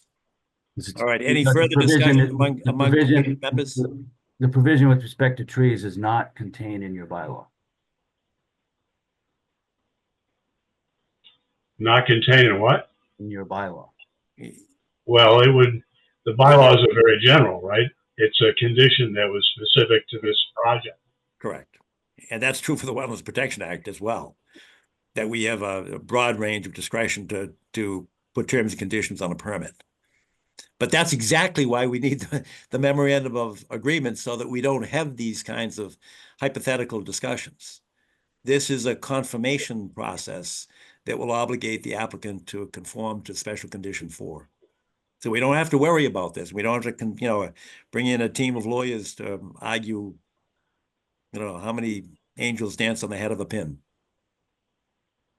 As I see it, we have to decide whether the changes that have supervened since we approved the project, whether they're significant or insignificant. That's really the dilemma I'm wrestling with. And whether or not they have an adverse impact. And the language, and I quoted it, so it's clear, and cause no significant difference in the impact of the activity on the interest identified in the bylaw. Well, so that, and as Peter Mello suggested, is it puts in context these changes. That's why Peter correctly pointed out that the motion should track exactly the language of subsection C. Yeah. Any further discussion or comments before we call for a vote? Wendy? Yes, thank you. Thank you, John. Where I'm struggling is that I do not understand how DEP defines significance. To me, it's such a This is a town regulation, so it would be how does the town? And the regulation came from the Conservation Commission, so how do we define it? The easiest answer to that question, is it better or worse?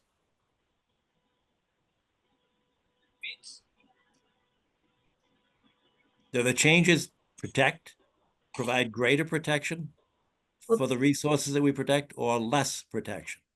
But John, is that your interpretation or is that the town's? And is it quantified somewhere? Is it articulated somewhere that we can all interpret?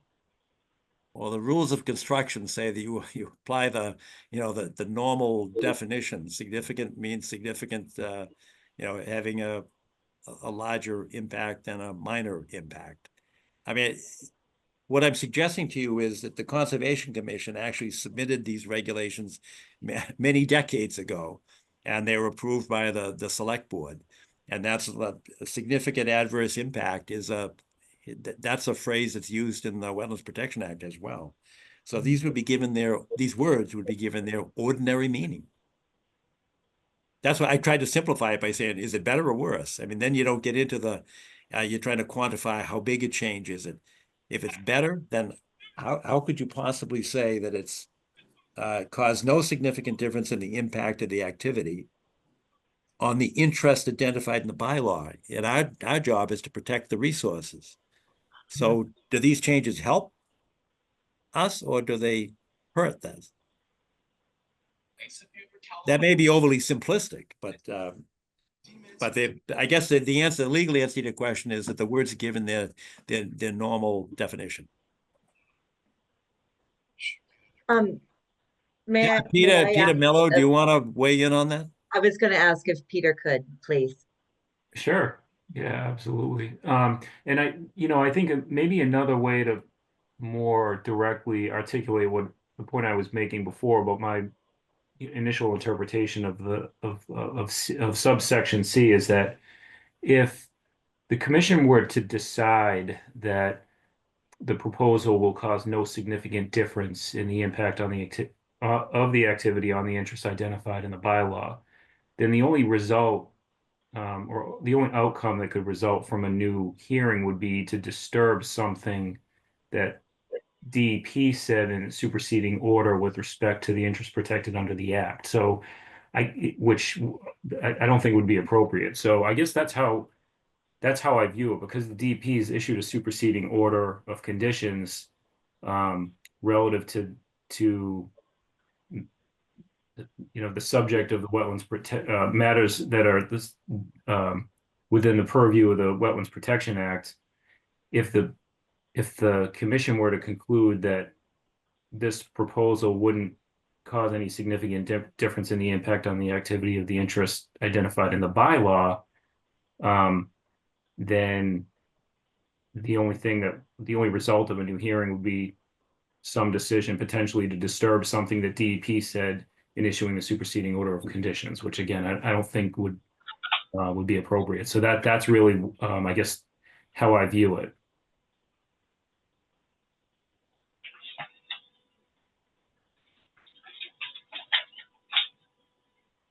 Any follow-up or concerns, Wendy?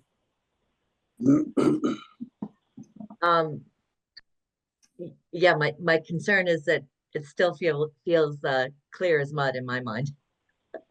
Yeah. Could I ask Steve as our agent if you have any thoughts that you'd like to weigh in?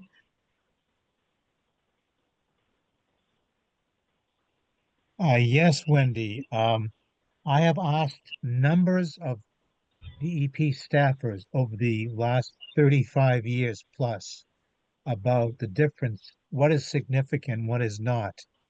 And they always put up their hands, sort of like that George in Every Which Way But Loose, just like this, way up in the air, and don't have an answer for me, period. Sorry. That's exactly why the legal standard of the rules of construction are words are to be given their ordinary meaning. Yes. Sorry. It's frustrating. Anything else? Any other questions? We have a vote on the table. And the vote is as stated. I don't want to restate it because I actually quoted from it, but essentially it's to determine whether or not this is an insignificant change without impact on the resources without significant impact on the resources that we protect, conditioned upon the approval of the memorandum of agreement to enforce the special conditions on the tree survey and tree replacement, with the authority that I can sign on behalf of the commission to effectuate that agreement. That's the vote. We'll take a roll call vote. Arthur Doyle, how do you vote, sir? Yes. Ingrid, how do you vote? You're on mute. You're still mute, Ingrid? There you go. I didn't hear you. Yes. Oh, thank you very much. All right. Wendy, how do you vote?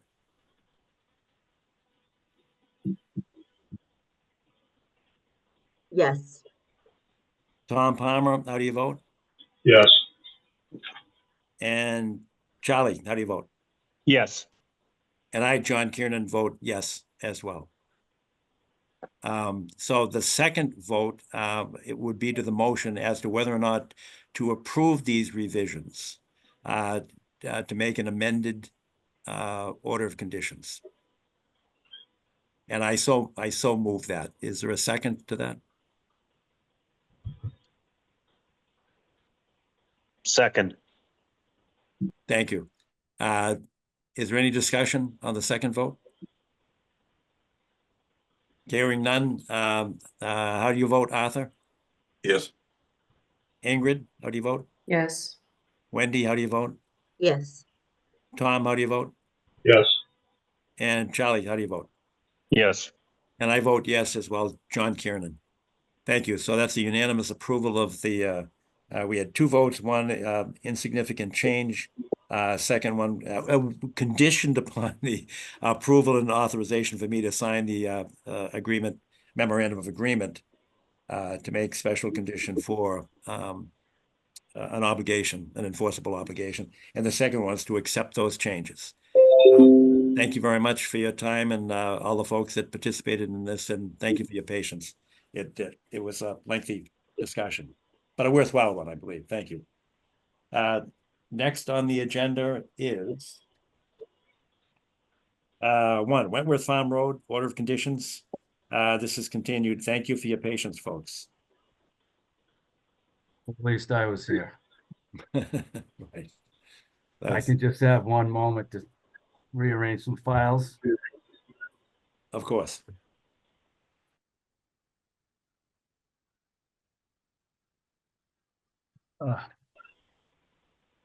Again, for the record, Ned Corcoran, on behalf of Jordy Strom and Bess Cutter, who are the owners of the property at 24 Wentworth Farms Road.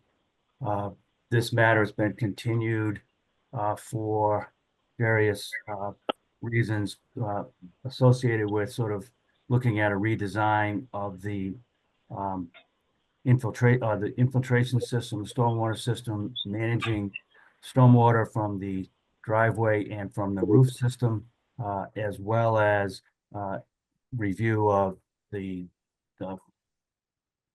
whether and how to modify the stone wall that was installed instead of the manufactured retaining wall for the septic system.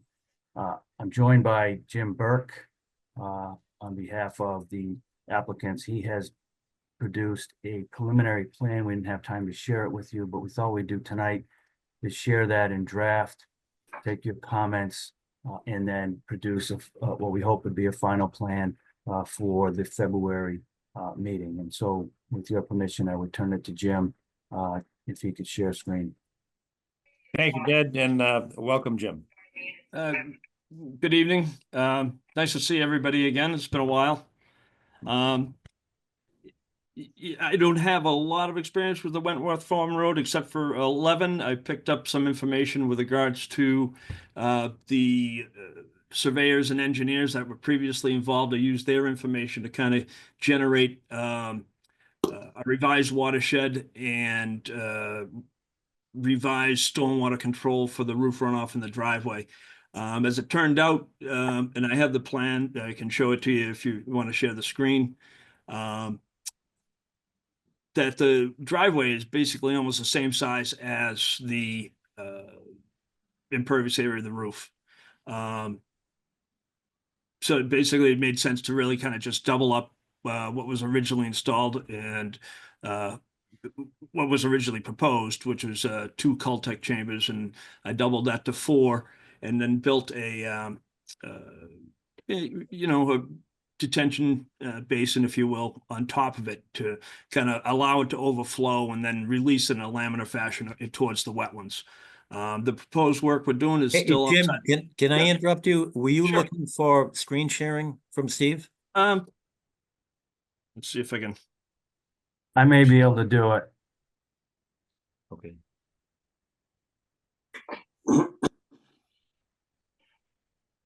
I've made Jim a co-host. Would you like me to make Ned a co-host? I think I Here. already. Try that, Ned, please. We all see that? Yes, now we can. Yes. Okay. Could you blow it up a little bit? Is that possible? Let me get it. Zoom in. I know, but I get, okay. Oh, said you need some more? I wear glasses now too. Problem is the, See, everyone see that? Yes. Okay. The so the plan that you're seeing is all as-built information from Dunn McKenzie, and the 77 contour in the backyard with the 76. It shows, you know, the proposed drainage control for the additional runoff. The additional runoff is really Jim, I apologize for interrupting you, but the as-built that we first saw was off by about 4 feet. Is this a corrected as-built or is this the original as-built? This is the as-built from Dunn McKenzie that was, I mean, it's pretty representative of what's out there now. Well, we had a mistake in the one that we first observed. Ned, you'll recall that, and I thought it was going to be corrected. I don't recall that. Deb, is Deb Keller? still on? Let's see. The Yes, retaining, I'm- the retaining wall there was a mistake there, but it was about a 4-foot mistake. And I thought somebody was gonna correct that. Yeah, I think if you look at the spot shots, Deb Keller from Merrill, sorry to interrupt, the spot shots here, near the, boulder retaining wall, you're, looking at about 74 and a half at the toe, and up at the top, the shots are 82 and a half to 83. So you're getting your 8 to 9 feet height now for the wall with the spot shots that are being shown on this plan. That sounds like the corrected one, because the first one we saw, they were off. There are a lot of plans generated by this site. That includes the as-built for the septic. But I held on to the Dunn McKenzie guys. I got, I'm familiar with their firm, and they've always done good work. And like I said, I've walked the site a couple of times, and this seems pretty representative of what's out there. That being said, I mean, this is really kind of, to correct that additional catch basin that you see in the driveway, that additional runoff that's contributing to that area. And I'm not surprised that there was that would cause a concern in the backyard for the homeowner. But, like I said, I think if you double it up and you have a flow emitter at the top and allow the storm water to bubble up as you have additional runoff that needs to be handled, this is one alternative that would take care of it. Jim, And it's just we had talked on a couple of hearings previously that there may be a way to have like a lateral pipe going across the backyard to a level spreader. Because when we were there in a big rainstorm, and the sheet flow across the backyard was concerning. Did you consider that?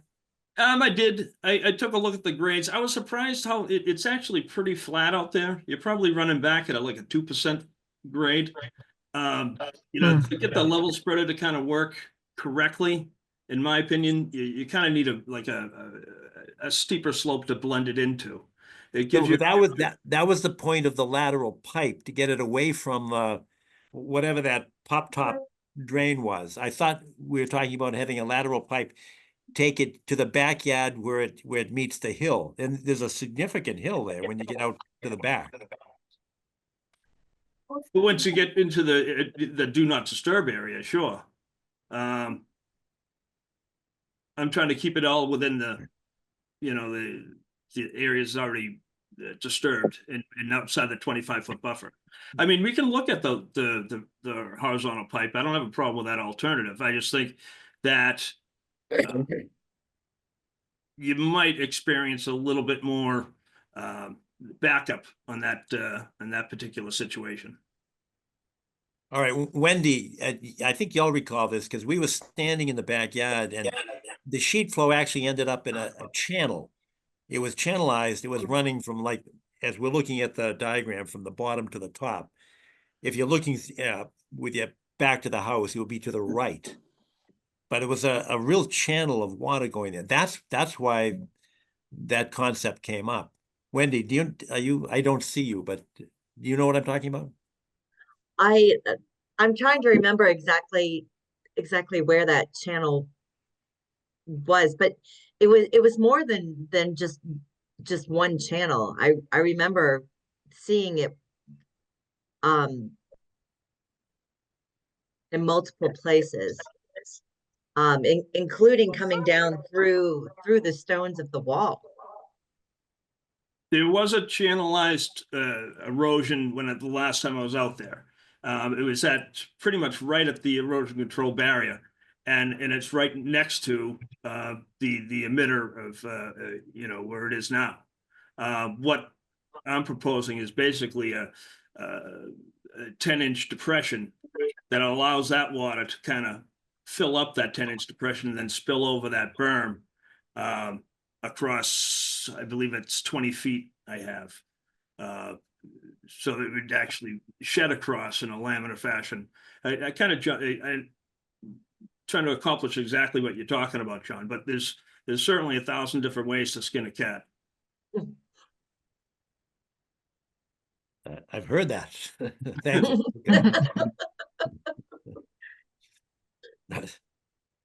Okay, what about the wall? I didn't mean to cut you off, Jim. As far as the wall goes, I mean, I certainly understand the commission's, alteration with regards to an order conditions. They should have came back and asked for a change in use, but it's not necessarily an approved equal, but an equal. I mean, based on the structural engineer's letter, I don't have, and I agree with it. I mean, you have a fairly large, rubble wall, stones that are, at 165 pounds per cubic foot, holding up saturated soil that's at 120 pounds a cubic foot. That wall isn't going anywhere. That being said, it's something that the homeowner chose as an alternative, and it does the job that was proposed originally. So it comes down to exactly that. I mean, they didn't ask for it, and this is just me talking, John. I think it's fine. It's what the homeowner wants, and it's not an issue with regards to protection of the Conservation Commission's interests. It sounds like we're kind of going backwards, because we've had a number of hearings on this, and I thought we were getting close to a resolution. And the resolution, I thought we were going to get a plan with a horizontal pipe leading to the slope, and then a level spreader plan.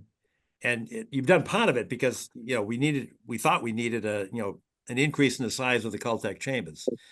We did that. We had a lengthy conversation about that. And with respect to the retaining wall, I thought the only question was the ability to inject under pressure concrete between the larger boulders, not every hole.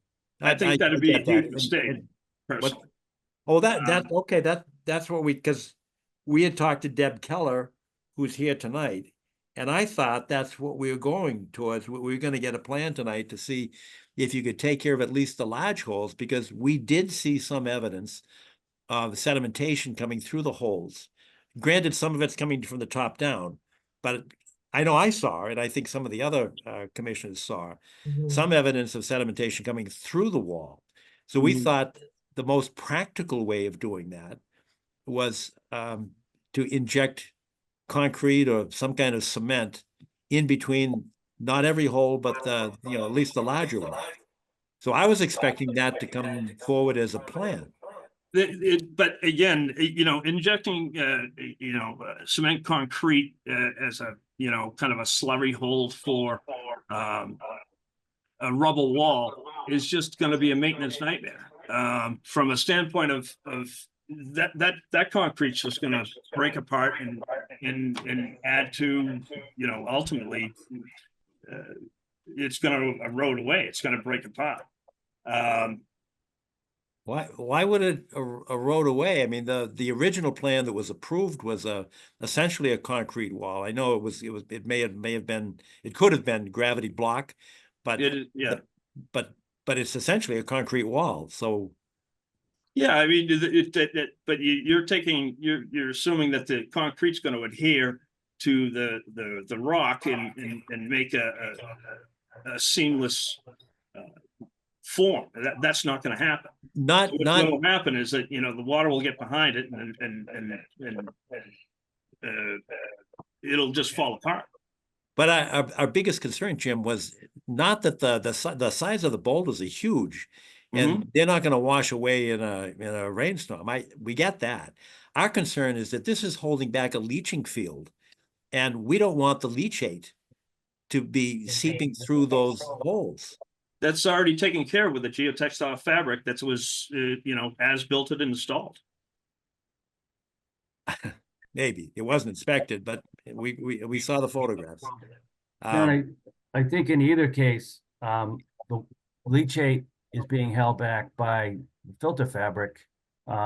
If moisture is going to leach through the wall, whether it's the manufactured concrete wall or the boulder wall, it's not going to hold back all moisture. Otherwise, the I agree. hydraulic pressure could blow it out. Right? I agree, but that's why we were talking about a plan.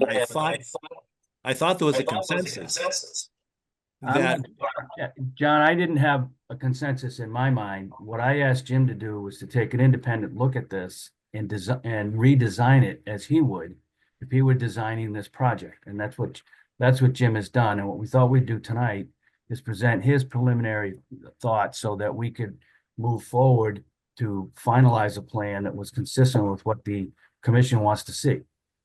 If you wanted to take maybe some riprap, some Smaller gravels. and take a couple of barrel fulls of it and chink the larger stones with larger rock, the smaller stones with the smaller rock, and take a hammer and bash it in there. I mean, that would have some use to it, much more so than the concrete. I think the only real maintenance for that wall that you need to do is just keep the woody vegetation out of it. And that's about it. There's not if there's leachate flowing through that wall, that's a failure of the septic system, not the wall. And that's a totally different issue. But the Board of Health accepted the as-built, and I assume that it was installed correctly and conforms to Title V. But I mean, there are significant number of different size holes along that wall, given how the rock fits together. I can certainly propose that. That was like did you have a proposal to do anything at all to the retaining wall? No, I'm not talking I'd say if you wanted to, if you're worried about sediment from flowing through there, I'd say you just close up some of the holes with you chink it, you armor that wall like you would a marine wall. You just tighten up the orifices so the stones have less chance to move around above the major boulders. John, you've got Mr. Strom's hand raised, by the way. Oh, sure. Go ahead. Hi there, and thank you for recognizing me, and thank you for discussing this matter. We are the homeowners, and just wanted to chime in here. This is December is about a year going on and living in the house. And we've seen this place now through several different snowstorms and rainstorms. And not once have we really recognized significant flooding out in that back region. Obviously the particular storm you saw, and I can't you know more about the erosion than we do, but we really have been living here for some time, and not only has the rock wall been very sturdy and stable, and we haven't seen erosion through it, but also we haven't really seen any erosion in the backyard either, for what it's worth. Our preference as homeowners would be to try to, given it's been a year, to try to get a sort of finalized plan and move on if we can in the short term time period. But we're ultimately accepting of whatever plan the committee decides. Oh, thank you, Jordan. Any other commission members? Because maybe I thought that we would be looking at a specific plan tonight, and I know it's draft, and Jim, I know you came in somewhat late in the game. But other commissioners, is your memory different than I thought we were going to have some kind of a specific plan to do, and it may well have been just chinking some of the larger holes, as Jim just said, but I don't know, what was the expectation from the other commission members? John, I remember that the final say of the discussion, as I recall, was yes, they would increase the Cultec and back, double it in size. And yes, they would proceed under the assumption that there would be concrete placed on top of the boulders. My own reaction to the chinking idea versus a concrete is I would be okay with that too. You know, I think that Burke has a point that any concrete you put there will crumble. Maybe not right away, but that ultimately that's what it will do. I don't really see that having to maintain that concrete really is that great an advantage. All right, let me flip it back to the Cultec chambers. We've established that they're going to increase the capacity, which is good. But what about, as Jim, and I know it's preliminary, but Jim was talking about some kind of a detention basin on top of it? Yeah, so you see the 77 contours that wraps around? Yes. That's basically a 12-inch berm above the base of the top of the Cultec chambers. Now, in between, where it wraps around on itself, there's a 2-inch drop, so it drops down to 76.8, creating a 10-inch basin. So that allows the water in that particular location to fill into that basin, fill up a 10-inch tub, if you will, and then spill over that 76.8 across a 20-foot wide weir. And I did think of the pipe, the horizontal pipe acting as a release, but the problem I have with that is that 76 contour is what you'd have to bring back. You'd have to grade that backyard and pull that 76 back, and I didn't want to mess around with that 25-foot no disturb. So instead, I kind of created that earth berm and earth weir for the water to fill up and spill over, and then flow across the backyard into the woods. Yeah, all right. So when do you think you could get this plan to us? I mean, if I was really looking for feedback from you guys, and now, I mean, I can put together the chinked wall. I can do a section of that with like I said, you'll need a lot of different size rock that we'd have to chink that wall with, but it's all by hand and hammer to fix the wall, and then this maybe I just need to do a detail. I can have this for you next week. Well, we wouldn't consider it until the next time, our next meeting. Yeah. So other commissioners, comments, questions? Charlie, what do you think about well, maybe you haven't seen the retention wall, have you? No, John, I haven't been out to the site. I'm not familiar with. I am familiar with Jim's proposal. We've performed it in the past to chink in the larger holes with larger stones and the smaller gaps with smaller stones. I have pictures if you want to see the wall.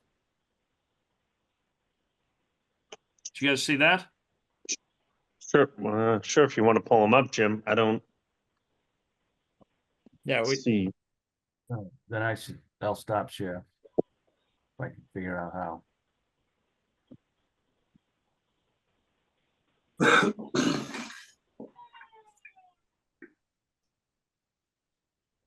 Oops. I'm still sharing. I've got to unshare. Would it be possible if I made a couple of comments while we're moving plans? Yeah, thanks. Thanks, Deb. Yeah. Please. Okay. If we're moving forward with this as this plan being the as-built, just a couple of things, looking at it quickly, if we could add to that plan the trench drain that's in front of the garage, as well as the pipe size and possibly material if known, for the pipe coming from the catch basin and the roof leaders into the subsurface chamber system, just so that we have that full system documented. Sure. And then possibly, I know it's an interim, so it's not final, but if I recall correctly, in the backyard, there was a row of plantings along the edge of the lawn. We might want to know where those are located so that if you're putting in the new basin, we're not, you know, regrading the same area where those plants are planted. We might be okay. They're not on the plan, so we can't see them. Right. I was out there very recently, and I Sure. eyeballed the area. It's all lawn, and there's really nothing that would be in the way. I might have a picture of that as well. Do you guys see the picture now? Yeah. Yep. Yes. Okay, so I mean, you know, you can see, you know, a lot of opportunities to kind of smooth that rock out with various size boulders and rock and the like. Let's see if I can.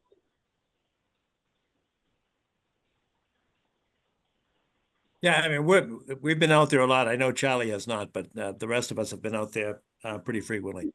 Yeah, and there's another shot of it. Yeah. So let me ask a real basic question. It probably goes to Dr. Strom, but this basin you're creating, it's just going to be like I know it's temporary, and assuming the water is going to recharge fairly quickly, you know, 48 hours or 72 hours or something. But just from a enjoyment of your backyard, if you get little kids, and Jordan, I don't know if you do have little kids, but why wouldn't you want to get the water out? Put aside the 25-foot non-disturbance zone. There's a pretty significant drop off in elevation when you get to the back of the lawn area. Wouldn't it be better for Dr. Strom and his family to not have a little pool sitting in the back? I would have asked the Dr. Strom to answer that question himself. I asked him that specifically, and if you know he wanted a flat backyard, if he minded the detention basin and the basin version. But they say they use the other field on top of the septic field it's what they've been using with the kids and stuff like that. But I hear what you're saying, John. I mean, I don't think it's a cost factor. I mean, you're just putting a pipe into riprap. Yeah, I mean, I honestly, we don't see too much flooding out back. So, I mean, we are happy with whatever solution is least expensive and is willing to work in this particular circumstance. And you know, we do have, we have a 5.5-year-old, and she plays out on the side lot, and you know, it is pretty flat out in that back lot there, and we do use that a lot. So it would be nice to keep it sort of relatively flatter, but I understand, you know, whatever we need to do to move ahead, and if it's going to be significantly more expensive to keep it flatter, then we're happy to go with whatever grading. I don't think it's a cost item, Jim. I'll defer to you or Deb, but I just want to get something that works. Right. Right. And I agree. So do I. That's why I didn't go with the pipe. I just didn't think the pipe, you'd end up having to do too much grading. And you'd end up in that 25-foot. 25. Okay. All right. I got you. All right. Any other thoughts, comments, questions from commission members, abutters, anybody? Members of the public? Deb, anything else? Do you have any comments on the chinking versus the concrete, number one, or number two, the whatever, detention basin as opposed to the pipe and level spreader? Sure. No, I would just add that I did get a chance to look at the concept briefly today, and just so that the commission members know, I did look at the volume of the chambers as designed, and it does retain the full 1 inch of runoff so from a water quality treatment standpoint, you're getting that treatment from that system. With respect to the wall, I think that I agree with Jim that chinking might be better. I think originally we started out with maybe infilling some of those void areas or open space areas between the larger boulders with, you know, smaller stone or gravel to try to close those off. But I do recall us talking a little bit about like what you had mentioned is that we don't want to close off all the voids because we need to allow for some free flow of water behind the wall, not from the septic system because that has the poly barrier, but directly behind the wall, so you don't have that frost freeze thaw conditions happening with the wall. So I would concur that chinking would be satisfactory as well. Okay. And the pipe to the level spreader, is that just a coin toss? I think it's a coin toss, but I do agree with Jim that it looks like so far on the plans, that's why I was kind of hoping we're getting a little bit more topography on that back side of the lawn. But my guess is if it's level up to where they're showing it, it's level all the way up to that 25 and then it dives down. So if you're going to put a pipe in there, you are going to be in that 25 foot buffer zone. So it kind of goes to, yeah, do they have a depression in their backyard? If they're comfortable with it, it's still one way of addressing the runoff. If you are willing to allow them to put the pipe in, that would be a way for them to keep the lawn more level. But would that be more of an impact to the wetlands because it is in the 25-foot buffer? Okay. And I guess that would be the commission's opinion. And if I may say one more thing, I think it would be our preference to have a pipe if it's able to keep our backyard flat, understanding that if there's a lot of upset to the wetlands or if there's a lot of cost to the construction project of then doing that and placing it, then we would prefer the other option. And I appreciate that. I will look into designing something, and if it ends up being a little bit too aggressive towards the wetlands, I'll abandon it. But I'll certainly look at it and make sure that I am heading down the right path on behalf of the client. Okay, good. Yeah, and the reason, Jim, I'm actually trying to make it cost effective for Dr. Strong. I understand. And my concern, I know you brought up the 25 foot, but when we were out there, we saw a lot of channelization right at that slope. And if that's within the 25 feet, I think the riprap would be a good thing, even if it's in the 25 feet, because it would eliminate what I saw as the sheet flow causing channelization. So I would see it as a net benefit. We can certainly add the riprap on the other side of the berm as well, to prevent channelization as it exits the basin. So I'll look at everything. Okay. And I'll have something for you guys to vote on February. And can I say one last thing? Of course, Jim. Charlie Bosworth, a conservation commissioner? Yeah. Are you kidding me? Wait, what about you? You used to be our agent. Yeah. How did that happen? Thank you for saving me from having to come in on that with Jim. just because it was 30 years ago, I didn't forget. Well, as always, always a pleasure. Thanks, Jim. All right, so we'll continue this until February. Philip, what's the date in February? February 11th. 11. Okay, good. Thanks.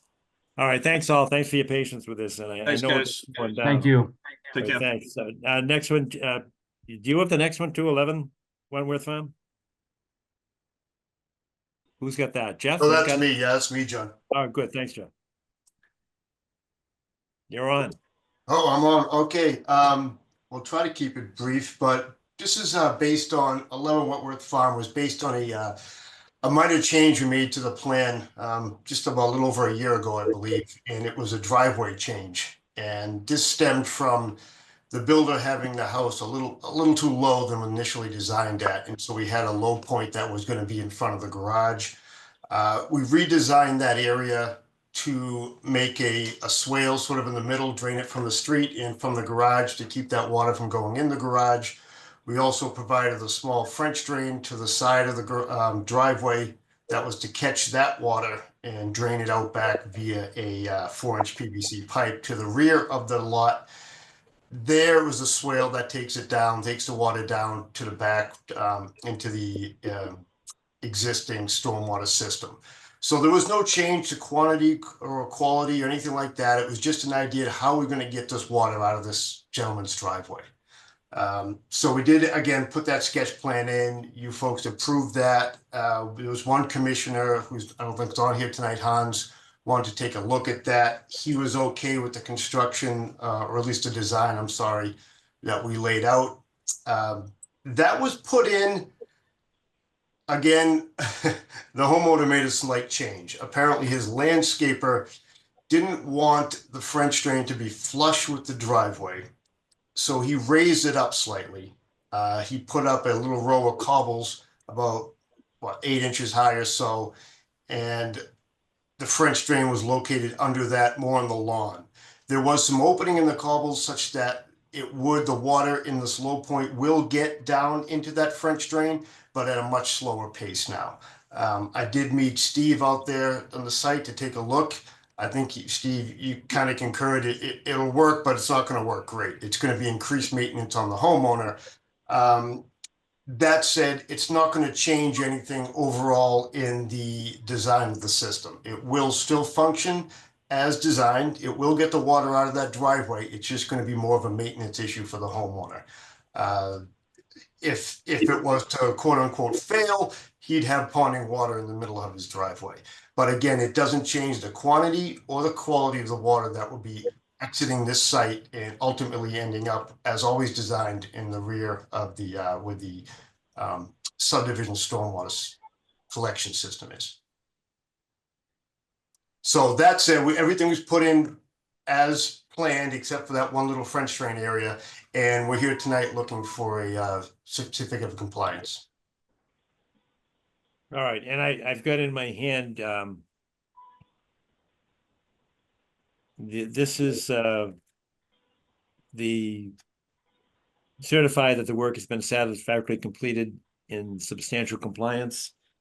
And that's, who signed that? Who's the That's my colleague Cliff Carlson. We were both out there, yeah. Okay. Steve, have you been out there? And I sure have with Jeff, and I concur with what his statements. all right. Do we need to put anything in the certificate of compliance that requires some kind of an O&M plan? I heard what you said, Jeff. I just don't know whether or not we should be concerned with the maintenance and operation. John, honestly, this is just a driveway maintenance issue. It's outside the 100-foot. It's not a stormwater control issue. It doesn't change the runoff. All of this water coming off this site has already been accounted for. It's more of was just a convenience for the homeowner. There's no need for an O&M plan. It's not part of a stormwater system. It's just getting water out of the gentleman's driveway. And if he wants it there or not, it's going to come down to him, really. I would not think you'd want to generate an O&M plan that really has no ability to be enforced anyway. I agree, John. Okay. Completely. Yep. All right. Any questions from commission members? Any abutters, members of the public? All right. Well, we've got the attestation that this is completed in substantial compliance with the plans, which is our requirement. And we've heard that the O&M plan would be unenforceable and like more of a homeowner's problem than a discharge problem for us. So with that, is there a motion to issue the certificate of compliance? So moved. All right, thank you, Arthur. Is there a second? Thanks, Wendy. Any discussion? We'll take a voice vote. Tom Palmer, how do you vote? Yes. Wendy? Yes. Arthur? Yes. Ingrid? Yes. Charlie? Yes. And I, John Kiernan, yes. Okay, so you've got your certificate of compliance. Thank you, Jeff. Excellent. Thank you all. Nice seeing you. Take care. All right, good to see you. Thanks. All right, next on the agenda is approved minutes. I did some edits, and they were approved or accepted or whatever it was by Steve, and he sent it around today. Did everybody had a chance to read the revised minutes? Revision 3, John, Version revision 3. 3. All right, so just and Philip, just make sure you've got version 3. Version 'Cause 3. there were amendments made whenever it was last night. Steve, my system wouldn't open 3 where I was today. It's not a problem from your end. It was a problem from my end technologically. So did the continuance change that you recommended get incorporated? Yes. Thank you. Yes. Appreciate that. Sure. All right. Any other comments on that? So we'll try to keep up with our minutes because we've been woefully behind. So on this one, is there a motion to approve the minutes from December 10th of 2024? So moved. Thanks, Tom. Second? Second. Thank you, Ingrid. Any discussion? Hearing none. Tom, how do you vote? Yes. Charlie? Yes. Wendy? Yes. Arthur? Yes. Ingrid? Yes. And I, John Kiernan, vote aye as well. That's good. Next one is DCR signage, several locations within the Blue Hills Reservation. This is a discussion. And I don't know if there's anybody here from DCR. I don't think so. But this is one they want to put up a dozen or so. Basically, they're the signposts, bulletin boards that are similar to the one that the Eagle Scout put at the end of what's it called? Parkway Crescent, right near the bridge that goes from Parkway Crescent up to the high school. Similar to that. And we got into a discussion. I involved Peter Mello, and he's a gentleman to put up with all of my questions. But under the town bylaw, an RDA requires a butter notification. It's a little bit different on the state regs. And the problem is that this is the Blue Hills Reservation. And Tom, you probably know how many acres. What are we talking? 600 or 700 acres of 7,000 altogether. 7,000. It's well, that's big because under the state regulations, the abutter notification has to go to everybody within 100 feet of the property line, unless the project is 50 acres or more. Then it defaults to the project site. So you have to be within 100 feet of the project site. That's the state regs. Unfortunately, in our regulations, it's worded differently. And it says the property line, no matter how big it is, and it says no matter how many municipalities are involved. So if you take the entire Blue Hills Reservation, you're going to hit Dedham, Canton, Randolph, Braintree, Milton. It's gigantic.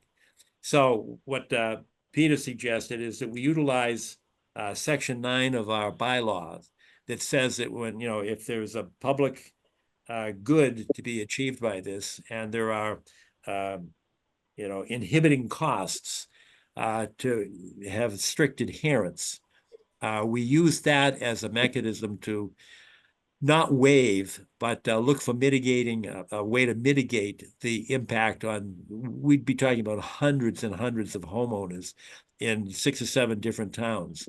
So what I suggested to the DCR representative, that's Ali Ishandi, and she was very grateful for the suggestion, and that is that we look at this when we receive the RDAs, because they should file RDAs for each of these signposts, just as we required that we do it.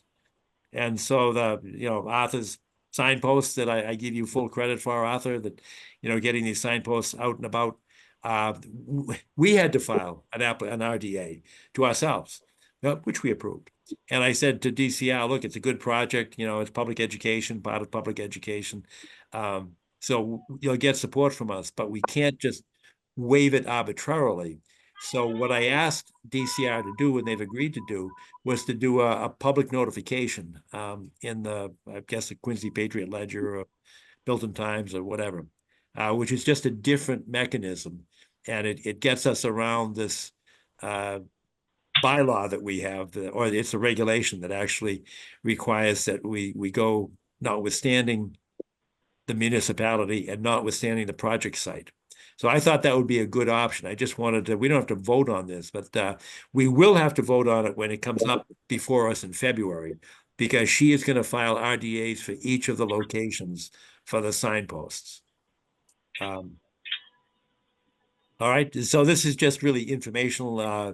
And if anybody had an objection to using Section 9 of our bylaw, which is the way to get around, as long as there is a public good to be served, then we can use Section 9 to not require strict compliance with our notification.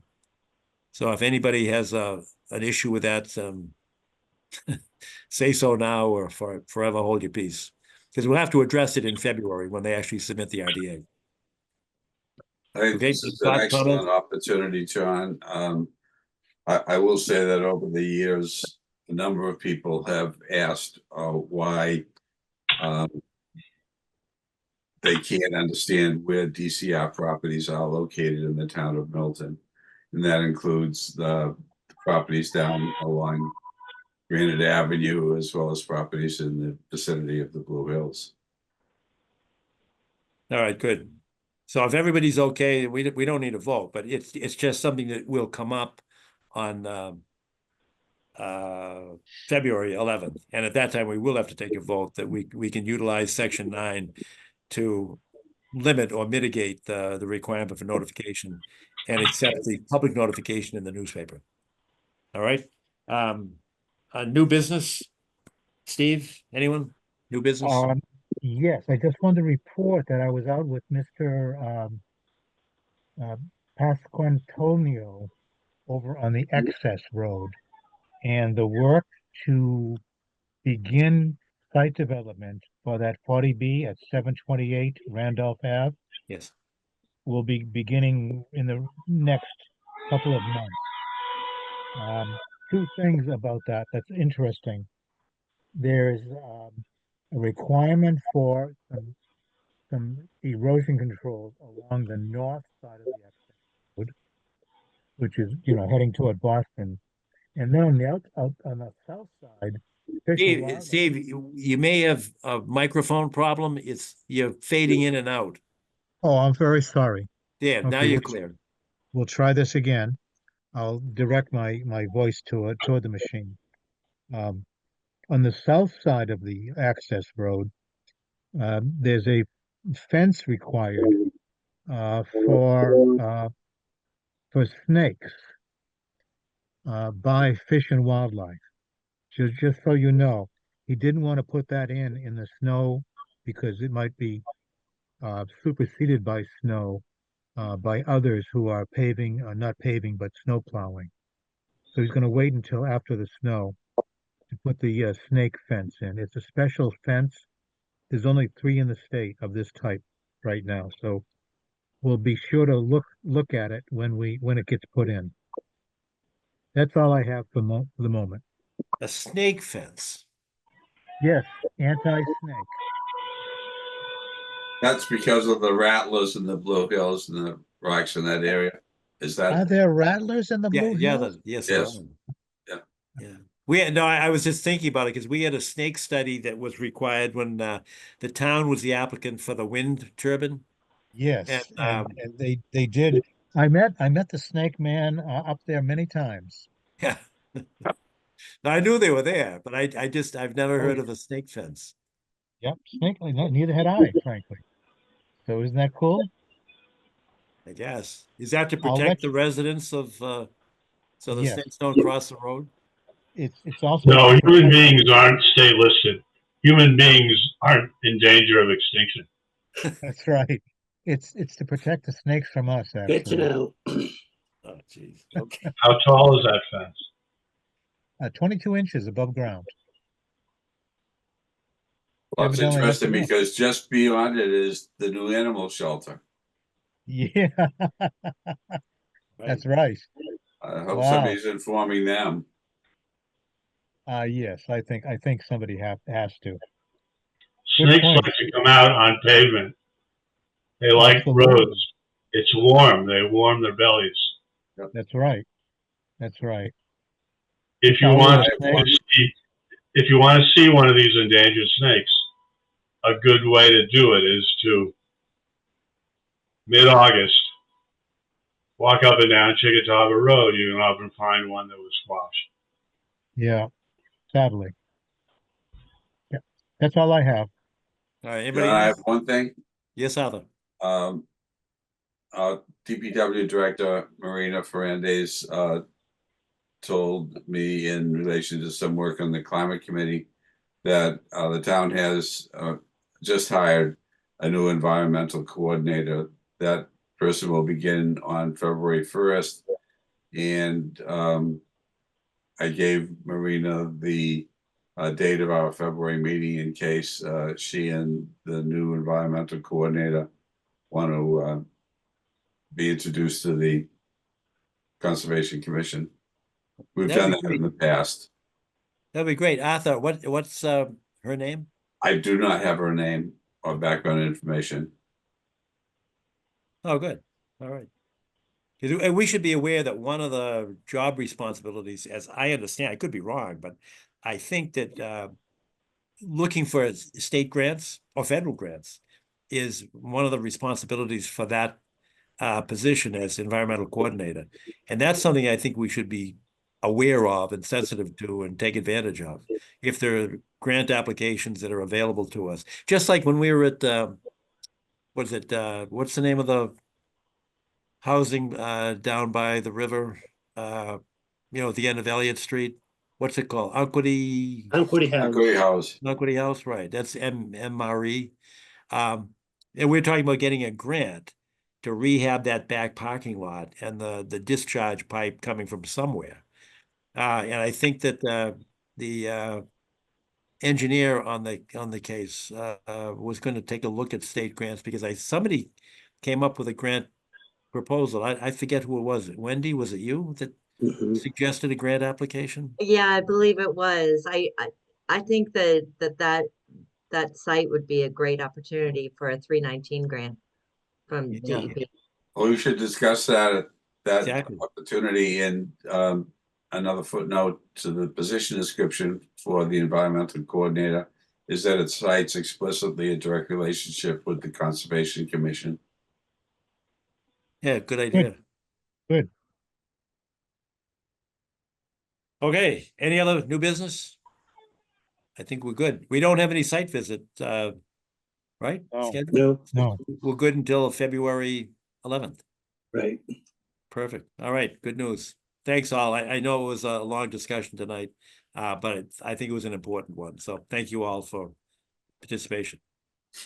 All right. Good night all. God bless. Good night. Motion to adjourn, Mr. Chairman? Oh yeah, motion to adjourn. All in favor? Aye. Aye. Good, thanks. Peter Mello would be proud of you. Thanks, Arthur. Thanks. Have a good night, everybody. Night. Good night.